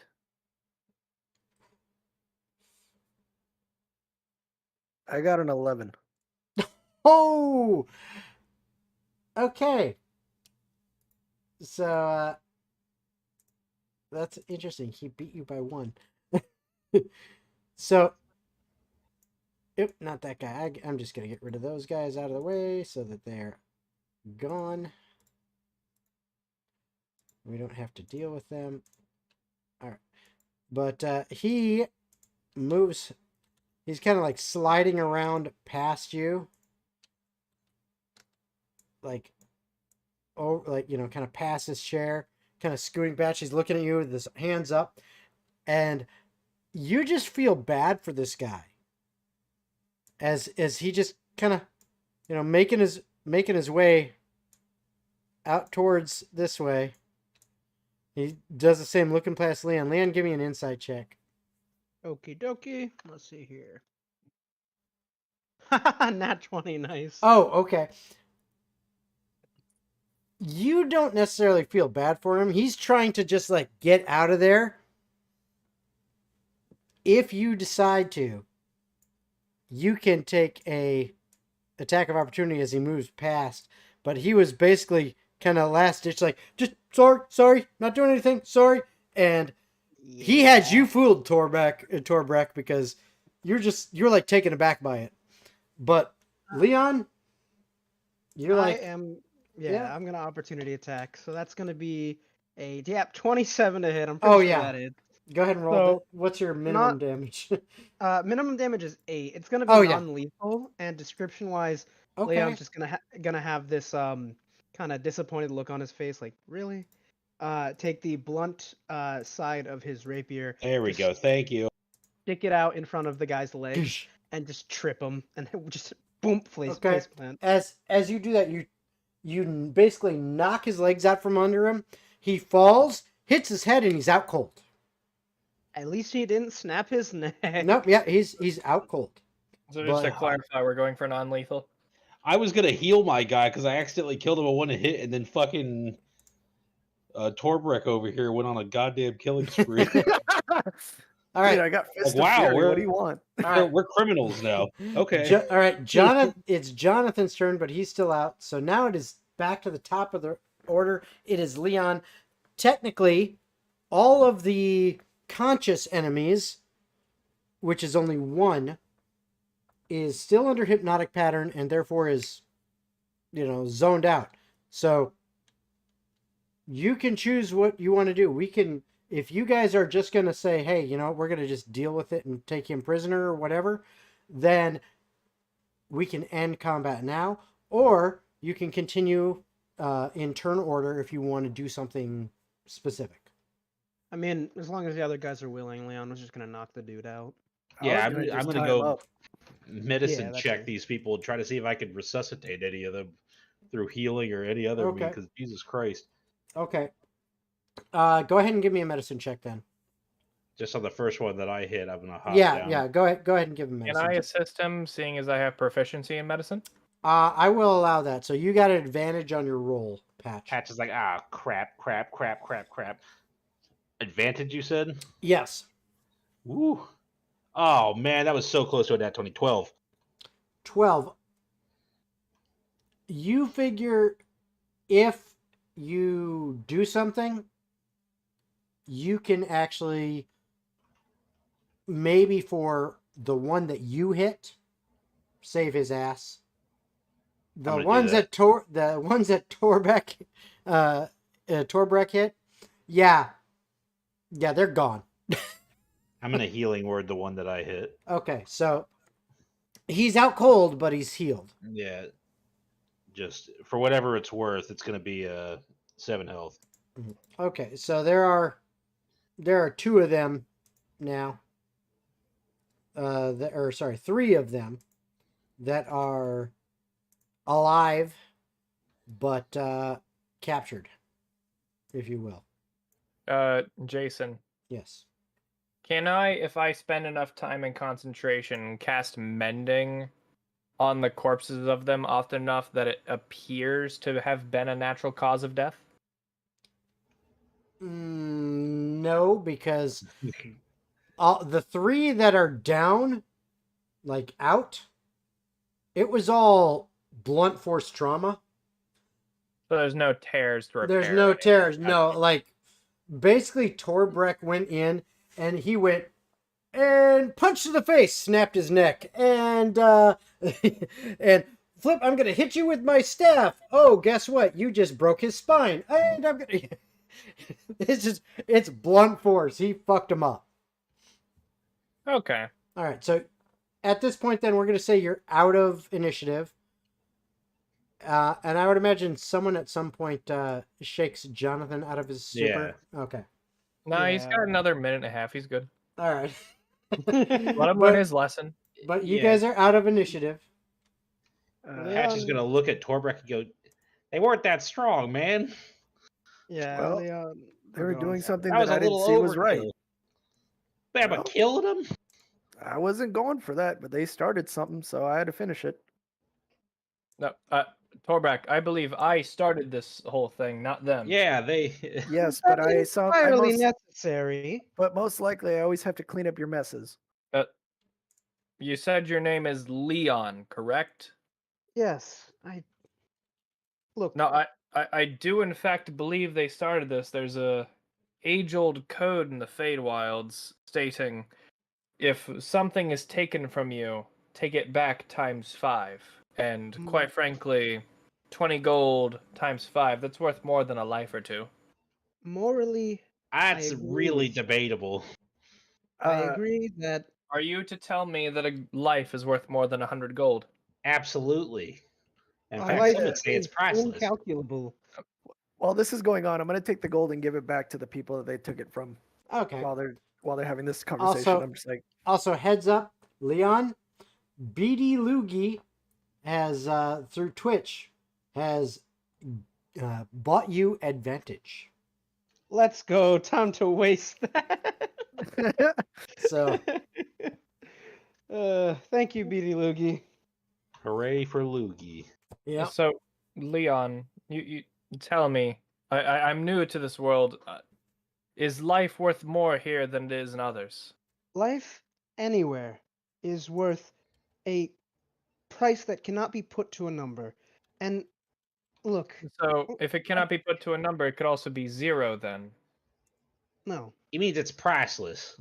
You know, there's no amount of money that can cover the cost of a life. Let me So put it's it 0. this way. Let me Or put it this infinite. way. Leaning Because more towards Which is infinite. also 0.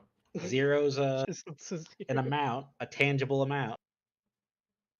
while this is going on, I'm just going to be like, I'm so sorry for the inconvenience. So sorry for the inconvenience. So sorry for the inconvenience. So sorry for the inconvenience. As I'm giving everybody back their money. Also, your friend is a murderer. Yes, so I was getting to back. that. I think I- Torbrak was giving them the benefit of the doubt, all things considered. If you consider him a murderer, I suppose he is. He did take the lives of those who were to steal from those in need, but if he is a murderer, then I suppose he is at least a good one. Just hear me out if you would. Again, I agree with you, these people morally are scumbags, but around here we try to operate with a bit more subtlety. Dropping a decently high-tiered spell on a group of people is not really advised. I wouldn't have dropped it on people had they not deserved it. We could get back at them at other ways other than just... Yeah, our lives weren't really in danger there, friend. They were kind of Yeah. weak and pathetic. Well, So, do you suppose we march into this church of theirs and teach them a lesson?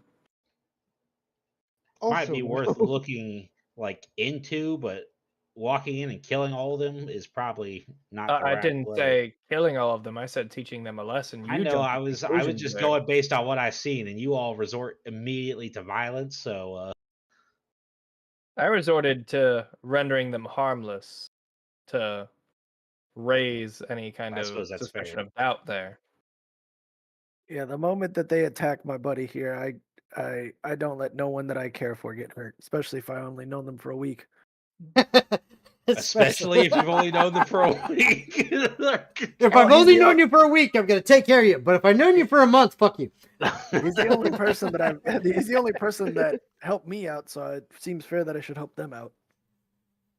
All right. all right. Regardless of this conversation, I believe the barkeep owes us room and board for at least a night to figure out what's going on with these church folk. Yeah. Now, speaking we'll of be which, lucky if they don't call the guards. speaking of which, Alpha, are you maintaining your hypnotic pattern still?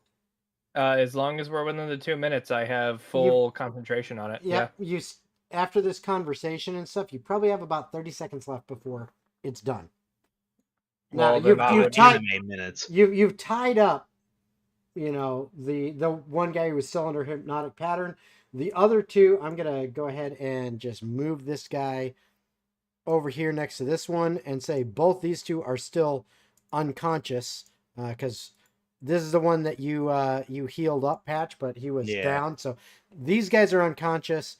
This guy is hypnotic patterned, but that's only, and his like hands are tied and stuff like that. But other than that, he's, once that hypnotic pattern is gone, he's up and he's full health. He's just tied up. Well, I would then advise to Tobrek there.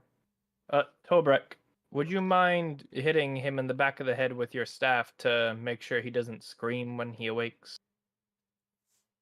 My spell will lose effect here shortly. I'll do a light backhand chop so he knocks him out. So you're trying to non-lethal. Go ahead and roll attack with advantage, because he's still incapacitated and tied up. 10. With advantage, you got a 10? One was a nat 1. The other one was a 10. You go to swing at this guy, and Fucking skip maybe the ground. that He doesn't know how to do non-lethal. maybe that thing you drank before did more to you than you thought, because you completely whiff and miss this guy. Patch, may you attempt, as my friend Tobrek very clearly is intoxicated.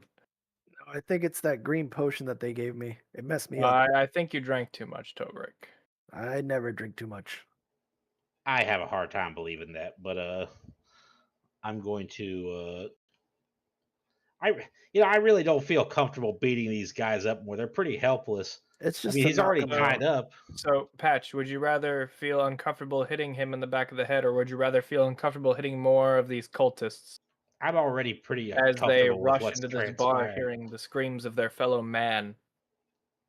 I mean, if I'm defending myself, that's one thing. But these guys are kind of pathetic. You'll be hitting more pathetic folk as they come rushing in. That's all I'm Yeah. saying. I mean, I'm gonna hop to this table, and then hop down, and I'm gonna poke my head outside. And tied up guy now comes to as your spell ends. And he's tied, but he's like,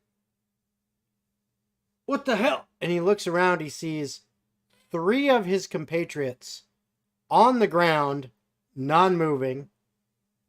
2 others on the ground, not moving, but at least it looks like they're breathing. And his hands are bound behind his back. He's like, what? That? Ah! And he begins to try to run.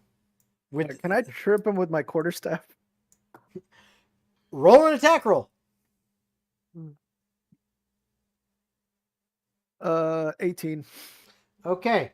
So I need you now to make a strength athletics as you attempt to trip him. And he is going to try to not be tripped. Because he's technically restrained, does he have advantage on that roll? No, because Or the other guy has disadvantage? he's just got his hands tied. You guys didn't say you were tying his legs, so. I got a 17. All right. Yep, you big time beat his ass on that check. he ends up falling to the ground. Oh, wrong button. This one. Boom. And he's going to take a little bit of bludgeoning damage for that. Oh, jeez. Ouch. He takes a lot of bludgeoning damage for that. He hit his head pretty hard, actually. The quarter of the table. He's still breathing and all that, and he's still awake, but he did not like that. Hit the table, the chair, and the floor on the way down. Jeez. Yeah. I'm just gonna stand over him and be like, just don't scream. Don't scream. Can I sit on him? You're gonna attempt to sit on him? Okay. I just don't want to move him. Let's take a Okay. seat, like right on his mid back. Give me an athletics check because this is technically a Just grapple. RKOs. He RKOs into the guy. This is technically a grapple. That's a 7. Oh yeah, no, he rolled shit. So you are sitting on him. And he is like grappled on the ground, and because he's prone, he has 0 movement speed, so he can't get up. Oh my fucking All god! right, well, while this is happening, I'm gonna poke my head outside to see if he's got more goons coming. You see lots of people milling about outside doing their thing, but you don't notice any other robe-wearing dudes. Any guards or anything? You haven't seen any guards yet. How are the people inside the bar reacting to all this? Well, now that the spell has dropped, those that were closest by that were stupefied are no longer stupefied.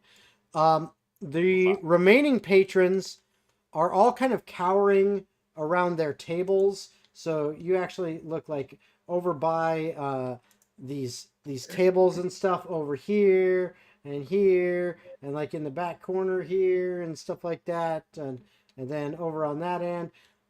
All the patrons around there, and then behind the bar, people are like ducked down, kind of peeking out, curious to watch, because it's like, you can't not watch what's going on. I mean, this is a fight, but they don't want to be involved. So they're like, kind of hiding back there.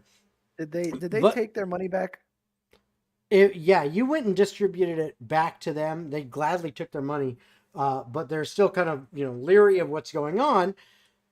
Now, when you're at the point where those 3 guys are down, the other 3 are done, and you're all, still up and none the worse for wear, really, with the exception of a small cut on you, Alpha, from the one guy. The bartender actually kind of comes around and up to you guys and looks at you and says, you need to get these guys out of here. I can't have any of these other guys, any of their friends finding out what happened. You need to get this shit out of here now. Can I go ahead and cast friends on him and make a persuasion check to allow us to have a room given certain dialogue? You're going to cast friends on him. Okay, go ahead and cast friends. What is the DC for the check? I mean, it says there's no check. I just cast friends on him. It's so he can give me negative reactions given the conversation topic at hand. A creature prone to violence might attack you. Other creatures might seek retribution. So yeah, you just have advantage on charisma checks. That's it. Okay. Correct, which All right. allows me to try and make conversation with him to say, "Hey, we're on your side. Maybe give us a room instead of throwing us out where we're surely going to be vagabonds." Yep. Go ahead and if that's what you're attempting to roll, go for it. And so we'll go ahead and enter conversation and cast friends. Okay. So And- give me at advantage. Are you doing persuasion, deception? What are you doing? Intimidation? A likely persuasion. Okay. Let me go ahead and say my dialogue first here. Yes, absolutely. The consequences of what has transpired here will not be lost on anyone. As you can see, there are roughly 30 other people in this bar who would roughly speak to what happened, and you, having not taken any actions against it, would also be considered an accomplice in this act. So what I would recommend you do, instead of telling us to go outside, maybe provide us room and board for the night to figure out what's going on. And we could assist you in making sure all these other people speak in such a delicate manner. And I'll go ahead and roll for persuasion. Yep. Go ahead and roll it with advantage. 23. Okay. He, for a moment, he seems a little bit reluctant, but then he's like, "Of course I trust you. You know, you're a good patron. You know, You've been so- here for a week straight yeah, already. absolutely. Yeah, you know what? I'll get rooms set up for you guys. Not a problem. You know. So wait, did you but guys not have a room then before this? I'm sure they did, but he's Just- he's looking at all of you as a group and say, "I'll get rooms set up for you. Not a problem, guys. You just do me a favor and just kind of clean up the mess if you would. I'd like to keep my bar nice. So if you wouldn't mind cleaning it up a bit, not a problem. I'll take care of the rooms for you." Hey, Alpha, Torback, yes. ask him if he's got anywhere we can stash these bodies. That won't be a problem. I just need a room. Okay. Oh no. Like I said, just get yeah. I got rooms. I'll take care of that for you. Do you want Leon, them? Do you want them right now?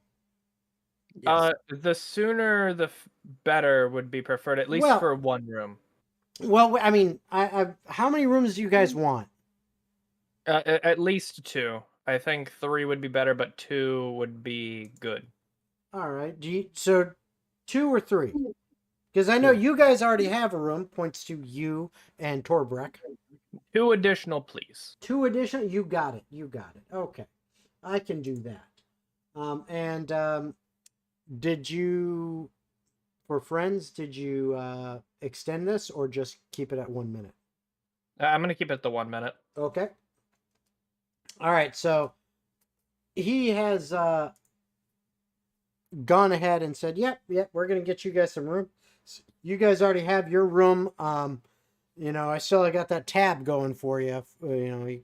Don't worry, we'll pay it after tonight. Okay, fair enough. And then 2 other rooms. Yeah, not a problem.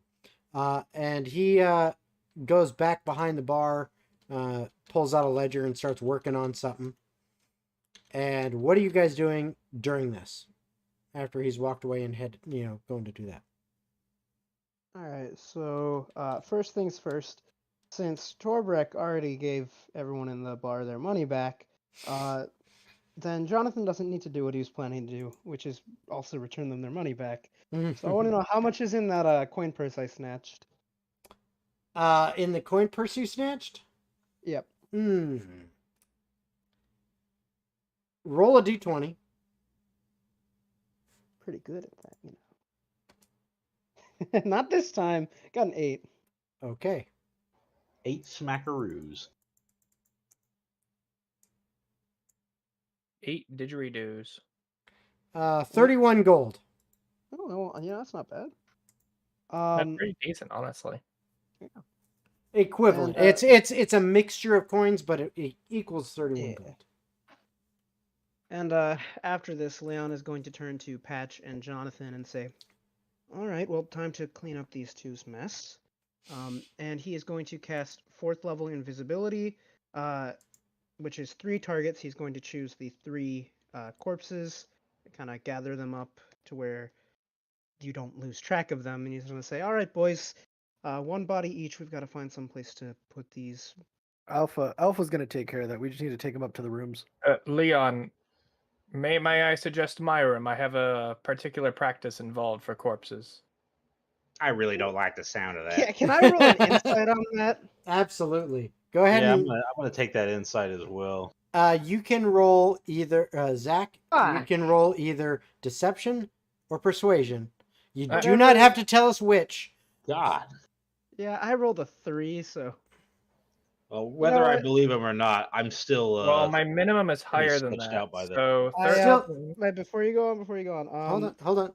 Who else is rolling insight? I guess Jonathan could also roll insight. Okay. Not that he has proficiency in it, so it's just gonna be a beautiful +2. Also a nat 1. Okay, great. Now what Okay, I was gonna say is I'm gonna so use yeah, my yeah, advantage you- on the roll. Okay, so you're gonna do that. All right. So your advantage Yeah. is being used up. Thank you, Beady Loogie, for giving Thank you, him Beady advantage. Loogie. I got an 8, so I told you I was gonna waste it. Okay. Well, 8 is higher than your Yeah, default, not high right? enough. No, hold on. Yeah. That's higher than your default, right, Zach? An 8 is not higher than my default, but I mean it's lower than what I rolled. Well, what? No, like what's your not by default? I mean, what's your minimum that you can get? And my minimum is a 6. Okay, and what did you roll? 13. Okay, so yeah, you completely believe that everything's on the up and up. Okay. I mean, it is just depending on your moral ambiguity. I believe that he has something planned. I do not believe I don't think that so I'm whatever like, Daniel's planning here is going to be any worse than what I'm doing. Daniel? But go ahead and roll. All right. I mean, what's being rolled? No, Yeah, that, how do you roll? no, you guys, the rolling, the insight was already done. Y'all believe it's all good. So now you're gathering up these invisible bodies. Yeah, Yep. I guess I'm gonna drop invisibility. You're gonna I'll drop take. it. No, I Okay. say we keep the invisibility up. Okay, never mind then. So I'll you've got 3 invisible dead bodies and 3 unconscious dudes. Yeah. So how exactly are the 5 of you going to manage these bodies? Because I don't know about any of you, but if you've ever tried to move someone that is unconscious, yeah, there's a term called dead weight. I think Patch might have the highest strength in the group right it's now. a term for a reason, because trying to move an unconscious person is a lot harder than it sounds like. I'll take one of the bodies and move it up to our room. What's your strength at?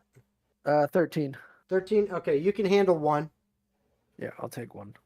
Yeah, like I said, I'm just gonna pick both of these guys up. You're going to pick 2 up? What's Like your just strength? drag it about 19. Oh, yeah, okay. So, yeah, you can manage 2. Yeah. How about the rest of y'all?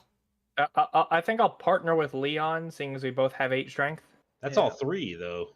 If he Well, that's all 3. That's all 3, but there's 3 other dudes that are unconscious. the live ones. Yeah, they're Yeah, the alive, ones that but they're matter. unconscious. There's this thing called making 2 trips. So. I mean, should we just kind of push them out into the open somewhere? And No. what? So let me ask you this: what are you planning on doing with this? So, as part of the persuasion check that Leon agreed to, as well as In the insight? insight versus my persuasion here. Ah, I see. Yeah, what were you persuading us of exactly? So, as you all have come to understand, I'm different from all of you, and I've come from the Feywilds, and I have a means of taking care of corpses. And I will not elaborate further. So you're refusing to answer me when I ask you directly. If you want to know an answer directly, I'll take you to the room where I deal with corpses. But only then. That is really sketchy. Again, the corpses can wait. The people who are alive matter more than the corpses. In what regard? In the matter of severity of our situation? What are you planning on doing with the alive people? Nothing. I don't plan on doing anything with them. That's up to you. We can gain information Right, from so what they were trying plan to. on The alive strictly ones we should dealing with put the somewhere where corpses. they can screw off. Hey, I've really got to use the bathroom, so I will be right back. All right.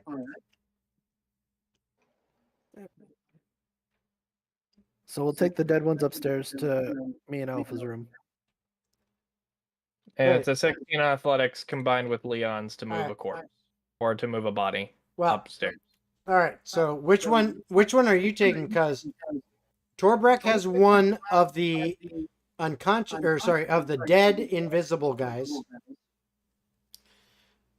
Patch is carrying 2 of the dead invisible guys. No, I'm changing my plans after all Okay. that sketchiness. I'm taking the alive ones and I'm 2 of the alive ones. putting them outside somewhere. So you're just gonna move all 3 of the alive ones just 2 of outside them. the door. 2 You're of gonna them. put the live ones outside where people are going to be curious as to why they're screaming. It's a bloody bar. murder. They're not screaming, they're unconscious. For now. They came out of a bar. As far as they know, they were drunk. Oh my god. So you move 2 dudes out. Yeah, I just kind of dragged them around to the side and They're unconscious. put them out here. So Yeah, they're unconscious. You're gonna what? You try to put I them can't around the move corner. them. Yeah, around like the alley or something. All right, As there. far as So usually, you just kind of stick them over in the corner a little bit. prop them up in the little Okay. like tucked away area right there. It's like, Torbrek. all right, no more trouble. I whispered to him as I walk back in the bar. So I'm Torbrek. taking the dead body up to our room. Okay, so you are taking a dead body up to the room. Alpha and Leon, you grabbing another dead body and moving that up to the room. From what I understood, we were grabbing an alive one, but I'm gonna wait till So- Logan comes back. There's in. no way I'm taking I- an alive one to you, just someone who says, I know how to deal with him. I won't elaborate No, further. I said I was dealing with the corpses, not the alive people, fucker. I am back. Okay, so I'm trying to figure out what everyone's doing. So, Patch, you are currently in the process of dragging Yeah. 2 of the alive but unconscious dudes. Oh, is that still going? Okay. Yeah, because this is all happening at the same time. Also, somebody, you're getting my sound. It's feedback coming back through. I think it's Zach. Yeah, it It's sounds probably me, seeing as I'm not wearing headphones. Ah, okay, that seemed to stop it. Oh, I moved maybe the not. microphone further away. All right, just a little bit. It stopped it. All right, I'll turn you down. that'll work. Okay, so Patch, you're moving those bodies. Yeah. Torbrek, are you moving a dead body or an alive body? Dead body's going upstairs to our room, like Okay, Alpha so said. so Torbrek has 1 of the dead ones that are still invisible thanks to Leon's invisibility spell. Okay.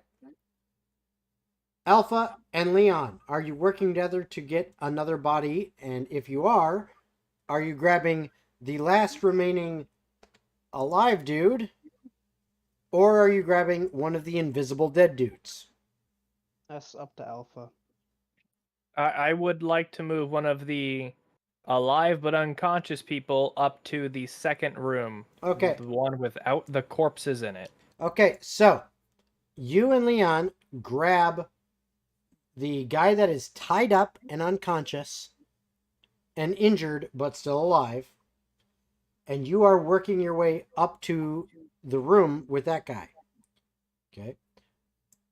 Jonathan, what's Jonathan doing? There are still, mind you, 2 invisible dead guys on the floor. Jonathan has a 12-inch strength, so he's gonna take. He can get 1. Yeah, he's gonna take one of the invisible dead guys up to the room where the dead guys are going. Okay. There is still an invisible dead guy on the floor in here. So now, this is what's happening. Okay. Torbrek, you're making your way upstairs. Yep. With 1 invisible dead guy. Yep. Jonathan is making his way upstairs with 1 invisible dead guy. Yep. Okay. Alpha and Leon, you have 1 non-invisible, unconscious, living dude, and you guys are bringing him up together. You're working to bring him up towards one of the bedrooms. Patch, you are outside dragging and dropping the other 2 unconscious but alive dudes. And obviously, I'm gonna be a little bit tactful about this. Is there Right. anyone like watching before I walk outside with them? I'll say this. There's tons of people everywhere. This is like 1:30 in the afternoon in a busy city of 5 to 10,000 people somewhere. We'll call it we'll call it 7,500 people in the city. All right. Well, And- if they were dragging away all the bodies while this was going on, when I'm walking up to the door, I'm like, Yeah, there's a lot going on here. All right. So I guess I'll just drag him up to the room. If I see Leon doing it, I'm So like, so now you switch tactics. yep. If there's a ton of people outside. So now you're trying to. Well, there's tons of people outside, tons of people inside. Okay. Yeah, but these people have already witnessed it. Okay, so you are now instead trying And to if drag. Leon's in agreement with them, I'm just kind of dragging them by their collars across the Yeah, ground. I wouldn't say Leon's really in agreement with them, but he doesn't see a better option right Yeah. now. So He kind of got roped into it, yeah. Yep. So you guys are all in here. You're dragging bodies. Okay, you're bringing up. There is one dead body that is invisible on the floor still. someone just walks over, trips. All right, now Right As- up those fires. as you guys are starting to trek up the stairs, Thump, thump, thump, thump, thump. the bartender / innkeeper Yeah, Comes this probably over. Looks pretty weird. comes over, looks at you, Alpha, and says, "You son of a bitch. Casting magic on me to try to get things straightened out? What the hell are you doing? I told you guys to clean this up, and you're just dragging bodies upstairs? That's what we're taking care of it. I don't know what you wanted Taking us to care of it? Get these motherfuckers out of here." do. That's what I'm doing. I just need to take them upstairs first. Oh my god. Trust me. Look, I'm charging you double. You can charge me double. That's fine. I'm going to charging take you care of double. your issue. My issue? No. No. This is your issue. You did the shit in my bar. You let it happen in your bar. No. You did the shit. Don't try to turn this around on me. You did the shit in my bar. I don't see you running to the town guard and telling them about all the dead cultists in your bar. Mm, All right. Fine. He starts walking out.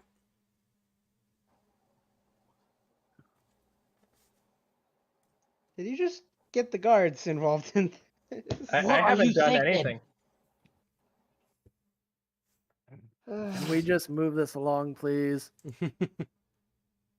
First day in Durmchapel, and this is what we're dealing with. So I don't know about you,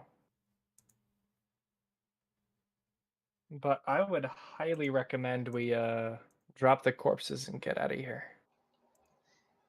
yeah, I'm thinking that's about right. You know what? You can have fun with that. I think it's still the right thing to do to take care of them. let less people Don't get me wrong, I involved. agree with that. Leon, Yes. you seem to be a smarter individual than I. Do you mind looking for his ledger book while I handle the corpses? The ledger book of the innkeeper. The one who would have a cap associated with all of us and would have records of us even being here, since he very clearly stormed out of here. He stormed out of here Records. to get the guards you mentioned. I'm not sneaking into his ledgers. Am I putting the body upstairs or are we leaving? Put the bodies upstairs. I whispered to Leon from the other. These guys are insane.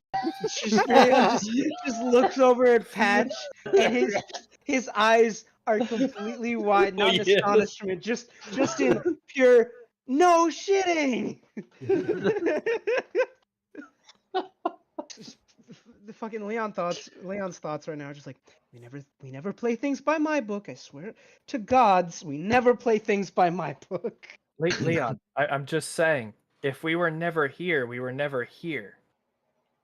We're dealing with criminals. What's also- everyone doing?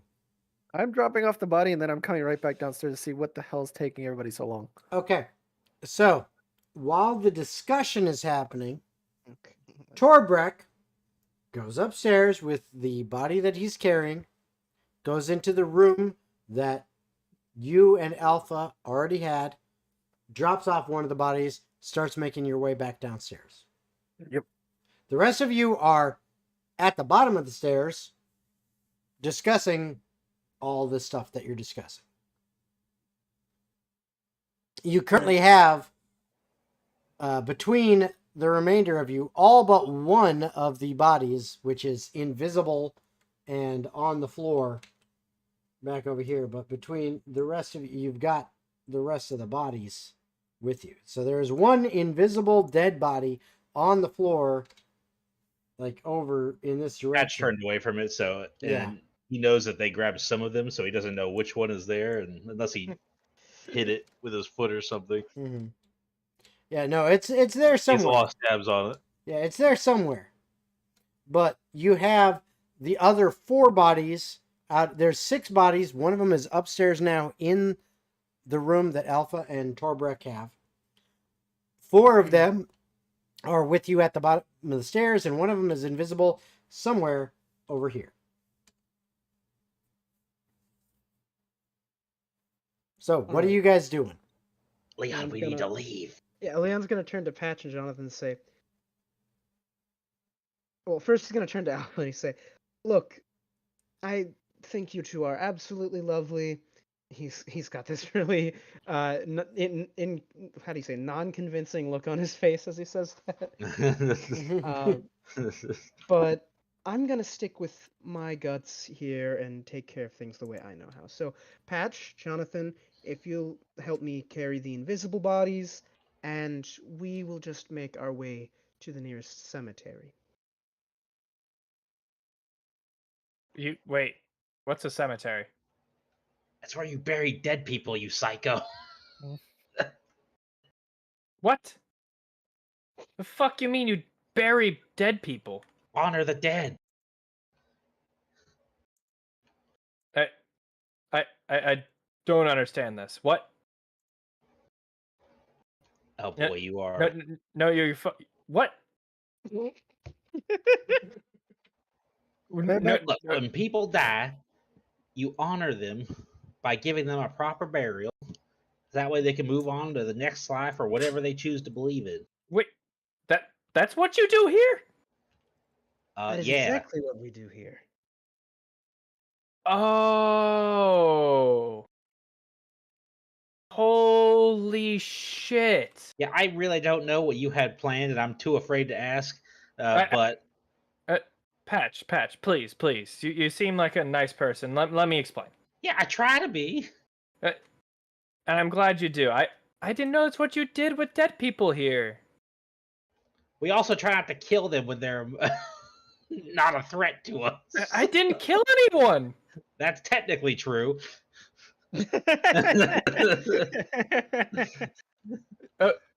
Listen.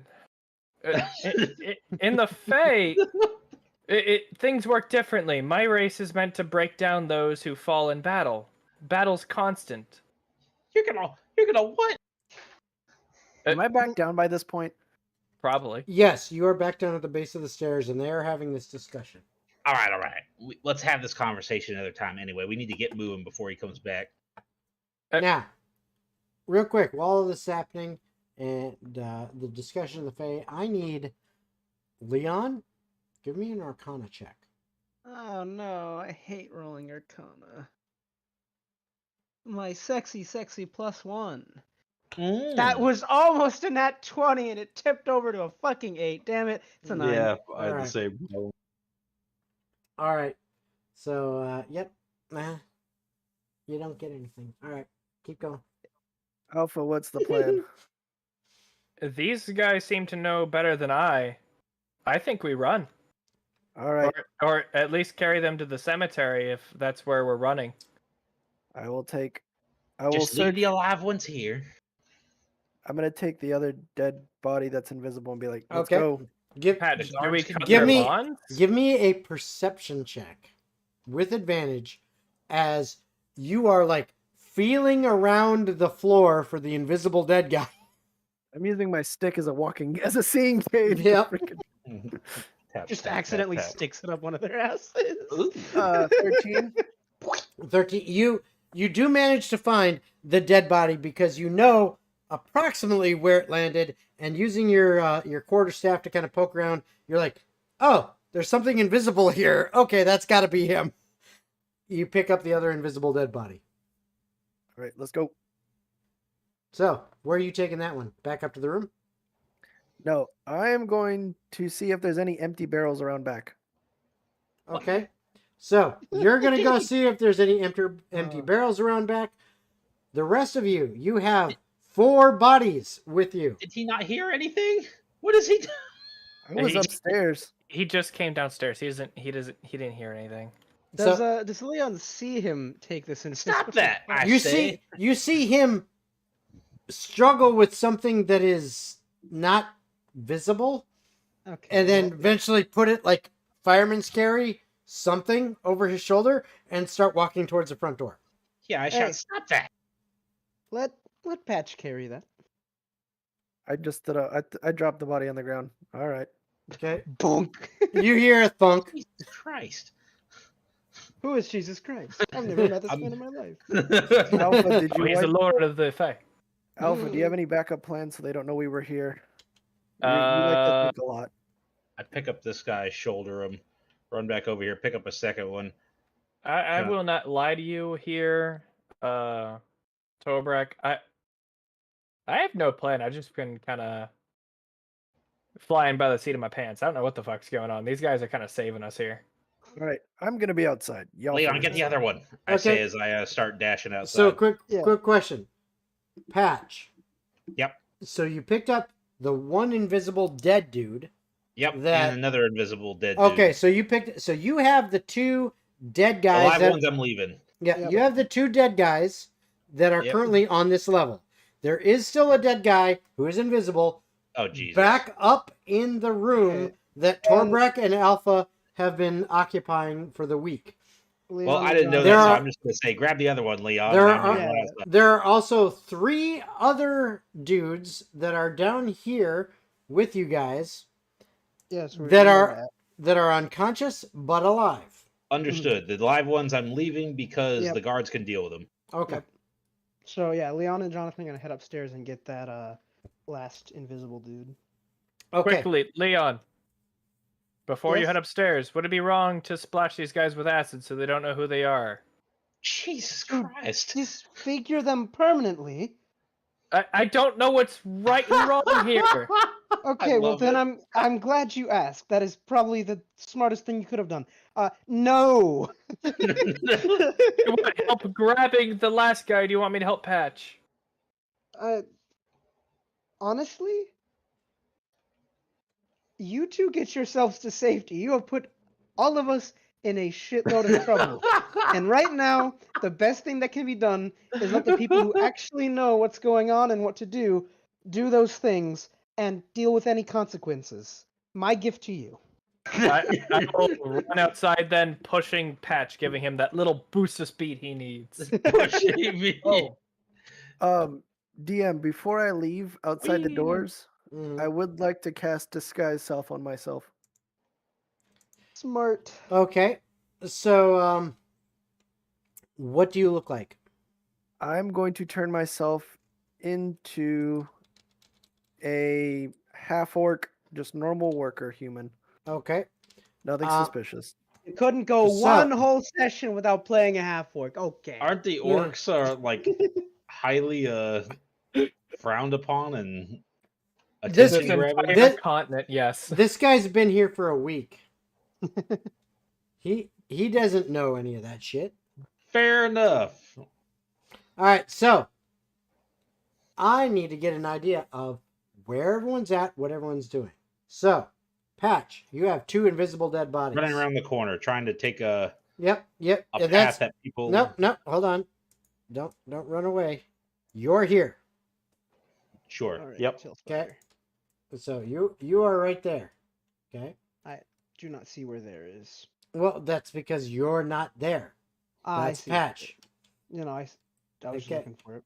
All right. So, Leon and Jonathan, you have run upstairs to go to retrieve the other invisible dead body.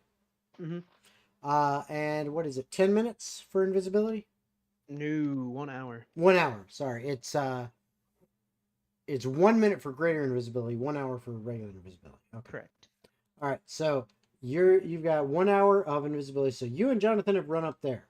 Okay. Mhm. It looks like Alpha and Torbrek.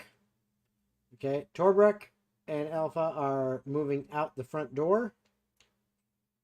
Torbrek, do you have any bodies? Unconscious, dead, Nope. or otherwise? Okay. Nope. Alpha, same thing. You don't have any, correct? I've got nothing on me. Okay. I'm broke as shit. Okay, so what happens is there are currently 3 unconscious bodies. They are still alive, but they are unconscious. At the foot of the stairs, one of them, their hands are tied behind their back. And 2 of you have run upstairs. The rest of you are outside. All right, so what happens now is what are Torbrek and Alpha? What are your plans? Where are you going? What are you doing? What is the thought process here? I'm following Patch. Torbrek's just gonna put his hood up after casting Disguise Self and just try to see what the situation is and try to head towards one of the exits. Okay, you're outside. So where you like exit of the city? No, I think I'll go left. Okay, so Okay. you're basically going in You're the just- general direction of away from the bar. Yep. That's it. Okay. Patch, you said you were trying to head back this way, correct? Yeah, just kind of getting out of sight of most people, kind of taking back ways, trying to make my way to an edge of the town to where we might know a Okay. cemetery is. It sounded like Okay. Leon knew where one was. Or at least he had the idea. Yeah, Okay. I'll And wait then- around the side for Leon. And then Alpha, you said you were following Patch. All right. Yeah. So you Right said now you're gonna wait around the side for Leon. Okay. yeah, So I'm gonna because he knows the way. all right. So this is what You know happens. the way. Torbrek, you realize the direction you're heading. You can either go, basically, I'll draw this so you can see it. You can either go this direction, Uh-huh. and to move away from the bar, or instead you could go back the same direction that Patch is, kind of going around that way. Either direction, it's up to you. Which direction Okay. are you choosing? I'll go towards the back of the bar. Okay, so after a couple minutes, as you're moving, you guys are moving this way. Has Leon caught Yep. up then? Now, no, Leon and I'm waiting for Leon. Yep. Oh, you're gonna wait for Leon? Okay. Yeah, around the side here. So I can grab right him there, and- if you're gonna wait for Leon, then a little bit later, Leon I get his attention, and Jonathan, do a little whistle. Leon and Jonathan, if I can get him to Having actually trouble to move get him on. out. Yeah. Yeah. Come on, you. Leon and Jonathan Face through the wall. make their way over here. So now the current situation is you guys are currently carrying 3 invisible dead bodies. The 3 not dead but unconscious bodies are still in the bar at the foot of the stairs. Yep. Okay? All right. So, where are you guys heading? So Leon's gonna attempt to make like a history check or something Sure. Go ahead. to see if he can remember where a cemetery or something is. Go ahead. Come on, baby. 10. 10. Okay. You're pretty confident that cities this size, from your experience, they tend to have cemeteries that are outside of the city proper, typically outside of like city walls, Alright. out towards farmland and stuff like that. There may be a cemetery within the city limits, but typically they are outside, just because it's it's one of those things that people don't necessarily like dead people being right next to them. And Right. so you put the cemetery a little bit away. Mhm. But then if the city continues to grow and prosper and get bigger, it eventually like absorbs the cemetery as the city grows out. No, that And makes then sense. and then that's when the city kind of becomes within the city wall, or the cemetery becomes within the city walls. But Yeah. usually in this size, it's still probably outside the city. All right. Well, do I recall seeing any cemeteries on our way into the city near farmland? Not the direction you came. No, there might be Okay. some. It might be further to the west side of the city. You guys kind of came in from the southeast direction. Might be Alright. further out to the west or to the north. Do I have a general idea of how long it'll take to get outside the city walls? You figure at the pace you guys are going and the size of the city, could be 15 minutes of walking Oh, to perfect. get to the city walls and then out. Yeah, so Leon's kind of gonna lead the way to try and find a farmland-like area where there might be a All right. cemetery outside the city walls. All right. I need everyone to give a deception check at advantage as you attempt to walk through Holy one shit. of the gates leading outside the city while you are carrying invisible bodies and making it look like you are not carrying something invisible. I got two So, 19s I plus got a 1, so Okay. Am I using Leon's deception or Jonathan's deception? Leon's. both. All right. I got So- a 17 in that case. Okay, so we got 17 from Leon. Patch, what did you say you had? 30-20. Dirty 20. What about you, Torbrek? With the disguise self, that's going to be a 13. Okay. Which And what I'll do is I'll follow the group from a distance to make sure that it Okay. doesn't look like I'm part of them. all right, and those who are not carrying anything don't have to worry about it. Mm. So you guys, that's good enough. You make it through the gate outside the city. You look a little bit funky, but it's not something that the guards really take notice of. So you make it outside of the city walls, and all right, there we go. We are no longer in, any kind of combat scenario or anything like that. You make it outside of the city walls. You head a little bit to the west, and after about, kind of searching around and walking for about an additional 10 minutes, I need perception checks from everyone. Damn, my nat 20 is out of the way. 19. Okay, Torbrek, what'd you get? That's a 9 plus 3, so 12. 12, yeah. All right, Patch. Perception based on sight. Yep. First one is a 21. Second one is a 19. So 21. Okay, and Leon. 18 from Leon, 12 from Jonathan. Okay, so y'all get good enough. Jonathan doesn't notice it right away, but once you point it out, you do. You see, probably a good 300 yards away, you notice it looks like some kind of fencing with an arch, and it looks very gothic looking, Leon, as you notice it. And I think Patch, you said you had a 21. Yeah. Okay. Yeah, I think that was the highest I heard. So you actually notice it looks like there's a cross above it, blah, blah. You're pretty sure that's a cemetery. All right. And as we're going, I'm going to be explaining. It's like, look, we don't have to do this for like every single one, but these guys really didn't threaten us at all. It feels like the right thing to do. They seemed like they were just kind of dudes, maybe doing a job or something. But So let me understand this. These guys were very clearly harming others. Even though they didn't harm us, they deserve a proper burial according to your culture. I did not see them actually harm anyone, though. They were clearly in distress. They were scared. Put it this Words, way. I'm not Sticks trying and to stones, pass friend. judgment. I don't know. I'm just trying to understand where you're coming from.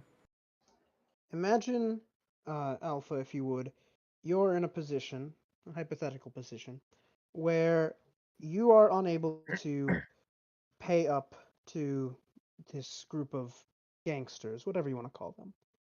And as payment for you being unable to pay them in gold, instead of physically harming you or putting you in a debt, they decide they want you to work for them. That's their way of extorting you. No, So that's now, hear me out. Now, you work for them, and if you defy them, that's when they get physically violent with you or potentially harm those that you love. So now, you're in the same position as them, and you're only doing it because you're forced to. You never know someone's story, so it's best to err on the side of peace rather than violence. Until we have more details, and we didn't have any. Leon. From my understanding, I've been in that position for roughly 150 years, and 150. doing that errs on the side of doing nothing at all and keeping the status quo. Now, non-violence I can understand, but tolerating Yeah, slavery is not acceptable. I think you're taking this in the wrong direction, friend. That was a hypothetical. His hypothetical very clearly stated the situation, unless he wants to redact that statement. No, I'm he's trying to saying that say we with don't the know all the situation- details. We Those don't could have been know innocent people forced to do something they didn't want to do. It could have been. Maybe they were bad Exactly. guys, but they didn't actually harm any of those people. In fact, the only time they did any attacking was when they were fighting in self-defense. Words, you can threaten someone, but I mean, it's not right. But at the end of the day, they haven't done anything. Like words don't mean anything at the end of the day. Like they didn't actually act anything out. Taking someone's You're life, right. Holding someone beating up them and up. taking their money is nothing. it's not Beating nothing. someone up would have been more justified than ending their life over that. Like teaching them a lesson. Where were we headed? But I digress. I just want to get back to the Fey realm. This place sucks. Agreed. At least the rules make sense in the Feywilds. That's all I'm saying. So, That seems like a bit harsh to take someone's life over a few coins. If that coin is their livelihood, then you're taking their life equivalently. And there will always be Mm, justice for people who do that. Hence why Jonathan here had stolen the coin and we were about to resolve things peacefully. Now, you can act however you want in the Feywild. I couldn't give a damn. But you're here, so you play by our rules. Yeah, we could get in a lot of trouble with the law acting like that. The law that very clearly decided to do those actions in the first place. And That was Leon, I don't think they were the not law. the law. I need not to argue with all of you, but I simply ask this question. If the rules are to follow what your understanding is, then please explain them. Because I would love to understand how to play by your rules, but clearly they make no sense.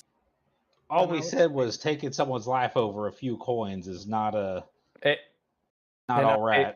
That's I'm the just takeaway saying. here, friend.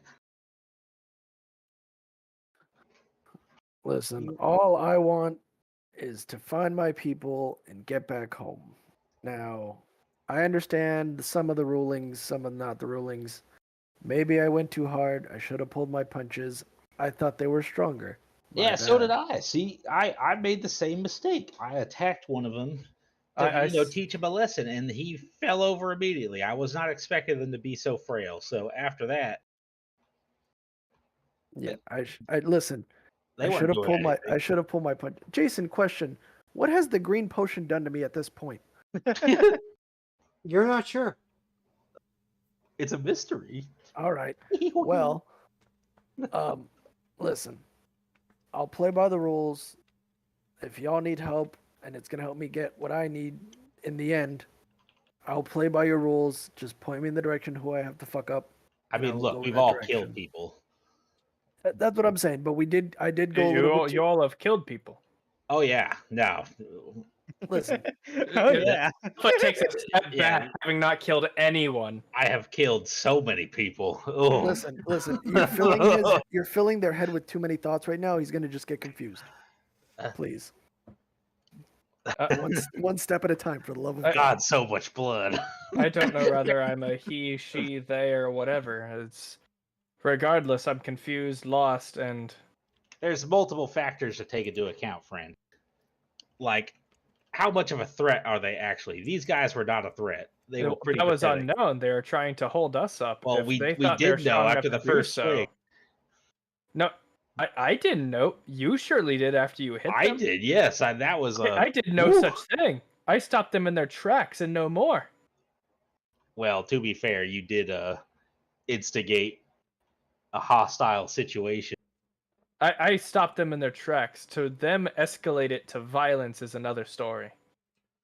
Well, proper etiquette in this plane of existence is to not cast spells on people on a whim. Yeah, I'm not You can saying I see- was right either, but yeah, no, that's definitely how you start a fight.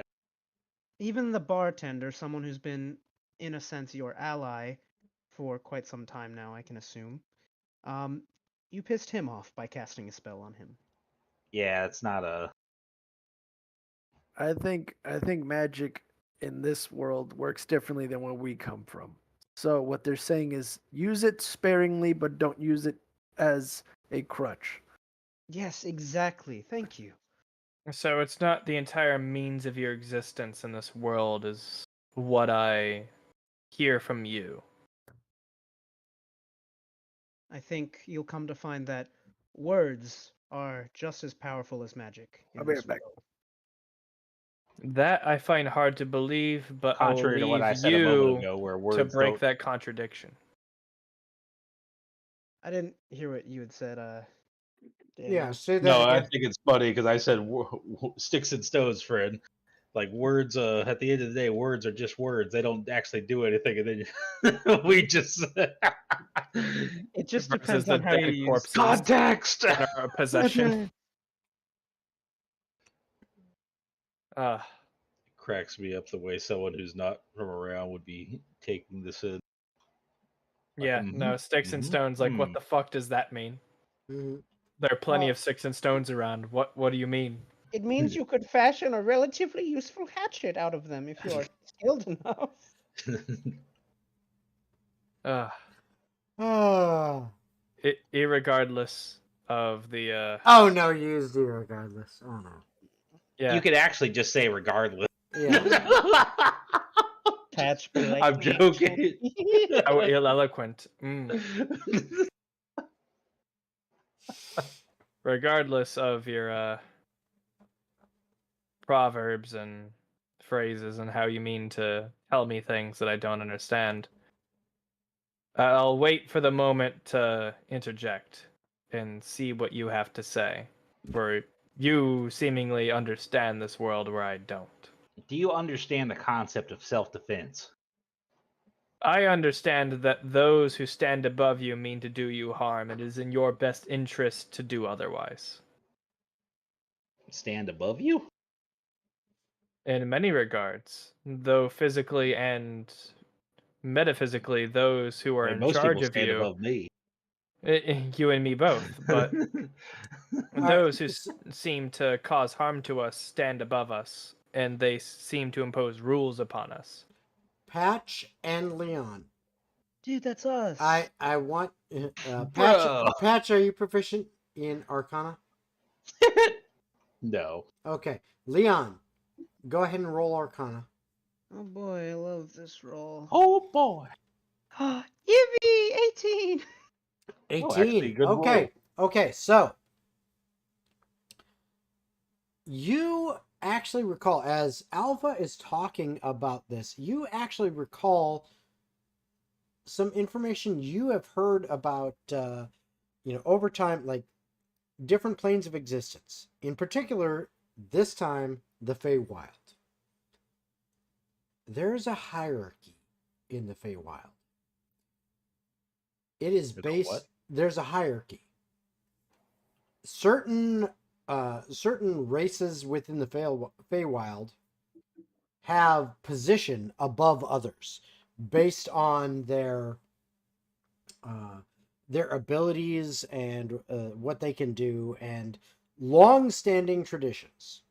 For example, the base thing that you know, Leon, is that Eladrin are the top tier of beings within the Feywild. They, when it comes to everybody that lives within the Feywild, think of it kind of like a caste system. Eladrin are the top caste.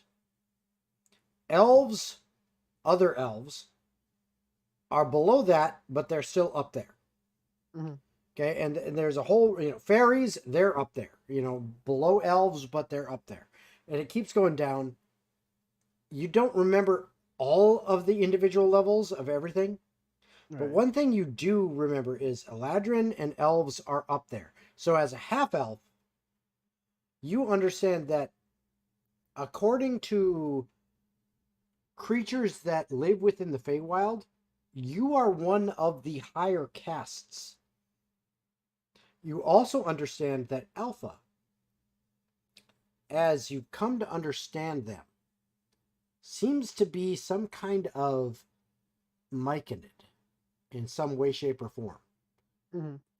A little bit different than what you've heard about, but they do seem to be some kind of myconid. Myconids are considered almost at the extreme bottom end. God, They guilty, are am I right? they are scavengers. They are those that clean up the detritus of the world in the Feywild. That is their position. So what you have become to understand from this conversation is that Alpha sees you and Patch and Torbrek as higher level beings because of what they understand things as. And they see themselves as the lowest caste. Even though they may or may not have powers that rival what you do. All right. So it is a strange understanding between the different races and ability levels and things that happen within the Feywild, and Alpha is trying to understand that in context in the prime material plane, which is completely different. So Yeah. it's an alien thought process. Yeah. That's So what you get from that. with this understanding, Leon's gonna look towards Alpha and say, "I want you to understand something. As we've been trying to, communicate, be open about things. What happened there, not the best thing, but it shouldn't be something you feel bad about, which I don't think you do. Um, but there is no hierarchy here.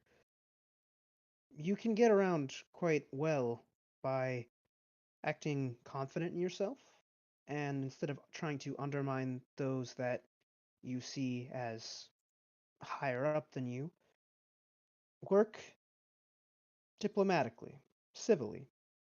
Try to see things through from all perspectives as best as you can, because I can understand that's definitely not an easy task. And once you've done that, you make a good judgment from there, without any hierarchy in mind. Try to find the most fair way to handle things. I think fair is probably the best word that Yeah, you could, that is a good word for it. yeah, at least for how things operate around here, especially since you find yourself in a city. If you find yourself out in the wild surrounded by bandits, a lot of things change. But here, we're in a Factors. civilization. Yep. Yeah, we're in a civilization where there are bad people, no doubt, but there are a load of good people, because otherwise there wouldn't be a working civilization. Leon, Yes. let me ask you this then. Given the circumstance that we found ourselves in, what would you have deemed an appropriate action? Well, my good friend here, Jonathan, I actually caught him out of the corner of my eye doing this. Those people, as you saw, and as you correctly deemed, were beating down on other people. They held some sort of authority that they shouldn't have. Instead of instantly elevating things to a conflict, even just by casting spells, which again you didn't understand is not really something that flies around here, subtly, without them noticing, Jonathan snatched a coin purse. He said there was roughly 30-ish gold in there. Yeah, 31 gold. No, I'm saying that in character. Yeah, okay. So then he continues and says, after I saw that, I would have been content to wait, let those men walk out of the tavern, and then from that coin pouch, as your friend Torbreck did, redistribute the coin out to the people who it was stolen for. That doesn't make up for the fact that it was stolen for them. That was still a wrongdoing. But from there, we could have figured out more about who these people are, why they're doing what they're doing, and make a more informed judgment on what kind of justice that they might deserve. Ooh, well put. That seemed very well thought out, and I appreciate your perspective on things, Leon. Well, I What appreciate you being willing to listen.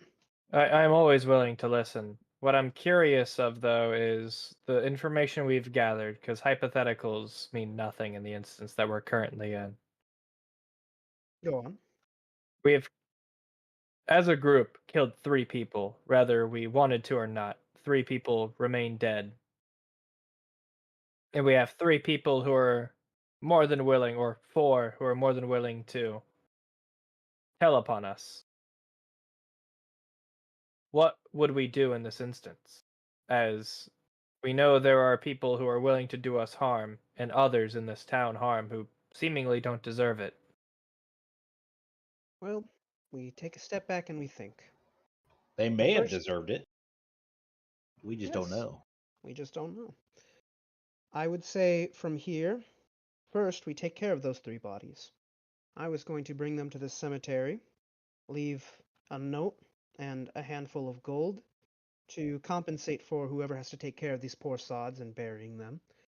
But before that happened, I actually have the ability to commune with them, and I would try my best to gather what information I can from these corpses about their organization, assuming they're willing. It's not always the case. They have no obligation to answer, especially since they were on the other end of my blade. From there, we have to go back and, well, see what consequences we have wrought. If the guards are there and they are now hostile towards us, some buttery words might do the trick, but otherwise we might have to come willingly. That doesn't always mean the end of the end of a tale, so to Dude, seriously, come on. So, in response to this, you see my character's head like turn sideways, and you hear the neck like crack, Ugh. like seemingly like his neck just broke, and it's sagging a little bit. And he's curious at this concept of the mana returning to the corpse's anima to regenerate and seemingly bring back the soul of the dead for conversation. That's an untold understanding in magic and fey terms. Something's caught your attention. He does that a lot. It's creepy when he does it at the bar.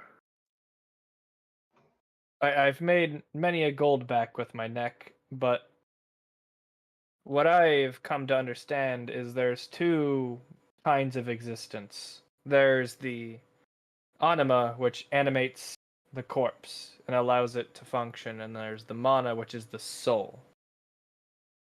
One cannot exist without the other, but to bring one back without the other results in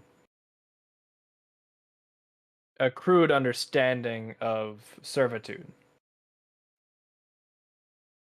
So you're you have a magic that can bring back the mana to a corpse and allow it to speak its will without getting any kind of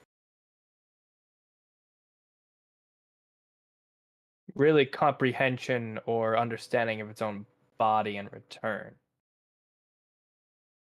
Well, to put it bluntly, I understand the spell just about as much as anyone else would. I understand the melody of it. That's how I cast my magic. Every spell that I cast is a song unto itself.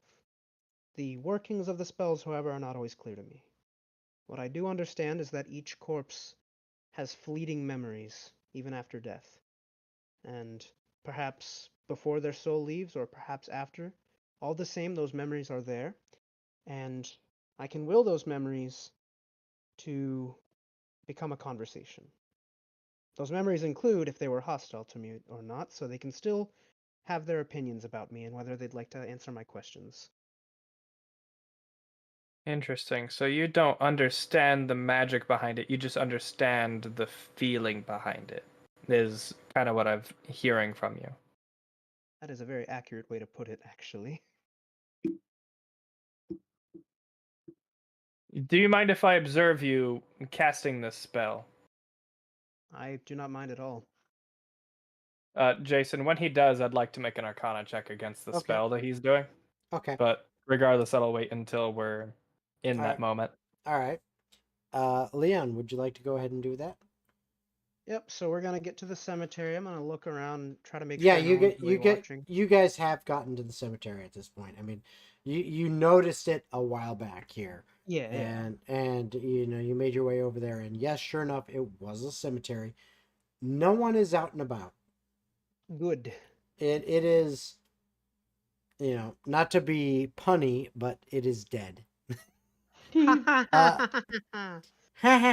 Okay. But you go ahead and you lay down the corpses. Do you go ahead and drop invisibility? Or Yes, do you... I would. Okay. I would drop it. All right. And then if you want to cast Speak with Dead, go right ahead. Yep. Okay.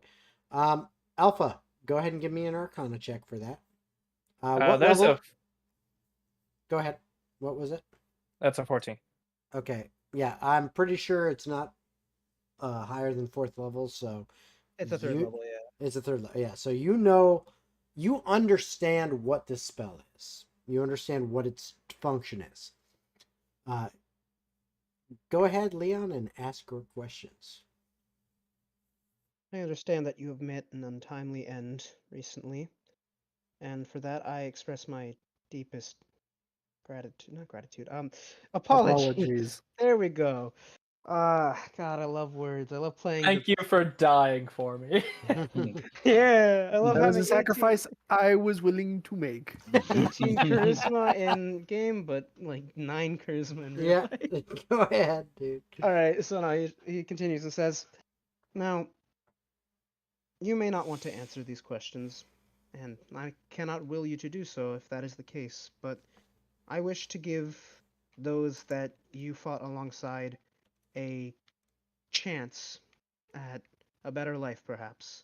One where they do not die so unfortunately. So, the first question I pose: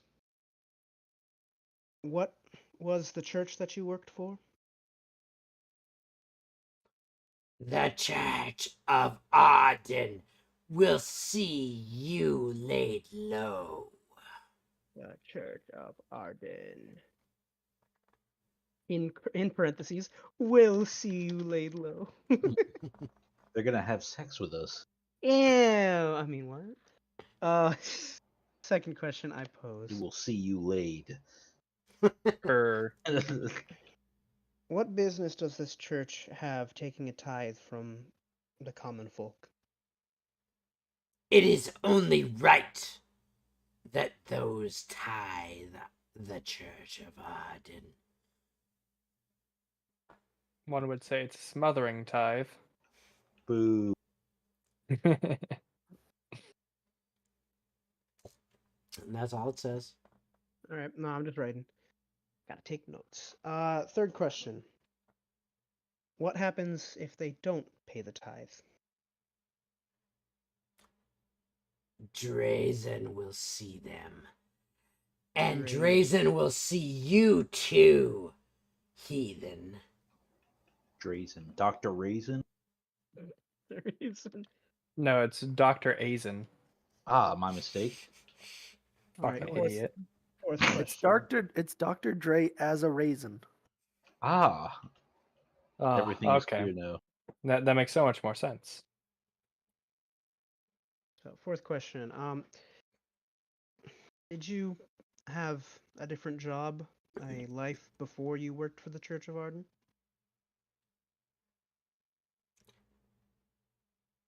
Arden is life. Work for the church is all that matters. How close are we to a swamp? Are you asking you. that? No, that's not to the corpse. That was Okay. just a metaphysical question. Okay. Can for the anyone chat. walk up and steal the questions? Maybe? I don't know. I've never tested it. Possibly. How big's your There's a cock? swamp. Where's that the ogre named Shrek? So, what's have your next, No, I'll look at last question? yeah, last question. So Leon says, what is the Church of Arden trying to accomplish? What you thinking about? Fuck you! Fuck you! DM didn't want to tell me that one. No, that's what the corpse says.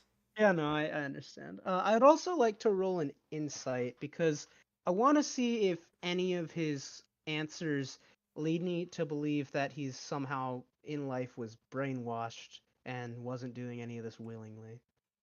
Yeah, go ahead and roll an insight check. Come on, baby. While he does that, Living. Torbreck's gonna just check his outfit to see if he's got any important documents on him. Important documents. Yeah, anything that seems like it was given to him from a higher up for a particular reason.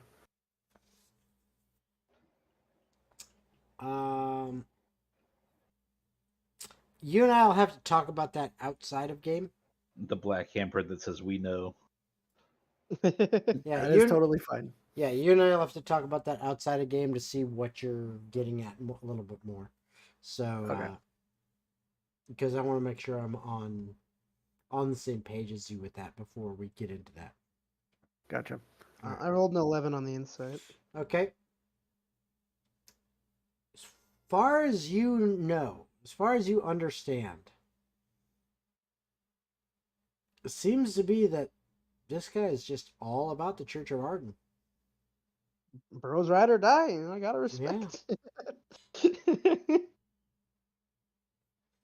And with that, Leon's gonna finish up by laying all three bodies up against some wall, like brick wall or something of this cemetery, Okay. writing a note that says, "Apologies if this causes you any trouble.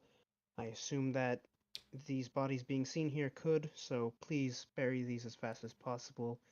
Here is some money for your troubles," and I'm gonna lay 50 gold out. for Okay. them. All right. So, as y'all get these bodies stationed at the cemetery, the way Leon has just kind of laid out with the note, with the gold, etc. At this point in time, we're going to call it an end for the night. Okay. And for those of you who are fans of Critical Role and critters, just like I'm a big time critter, hey, guess what? Thank you for watching us. Kind of our official, unofficial, whatever you want to call it, pre-show to Critical Role. Hopefully, we've given you something to entertain you while you've been waiting for Critical Role to start, which they started approximately 14 minutes ago, which means they should be through all of their announcements, all of their intro stuff, and into the game. So feel free to switch over to them if you haven't already. And hope to see you guys next time for Atavar Ascension. Yeah, Just to give you a heads up, I will be out of town doing work again this next week. So there will be no Atavar Ascension next week because of my day job. So please, if you want to see us more on a consistent basis, help us to grow, spread the word, help us to get more viewers, more engagement, etc., etc., so that we can grow and eventually go full time, because then we can do every week and give you the entertainment and the story that you are desiring. But until such time, we're kind of at the whims of our schedules and our day jobs. So next week we will not be available for a game because of my day job. But the week after that, we will see you at Thursday. I guess that will be what? Let's double check. That would be Thursday, the 28th of September. We will see you for another episode of Atavar Ascension. And take it easy until then. Later, everybody. Hey, Bye, Yeah. everybody. Bye bye.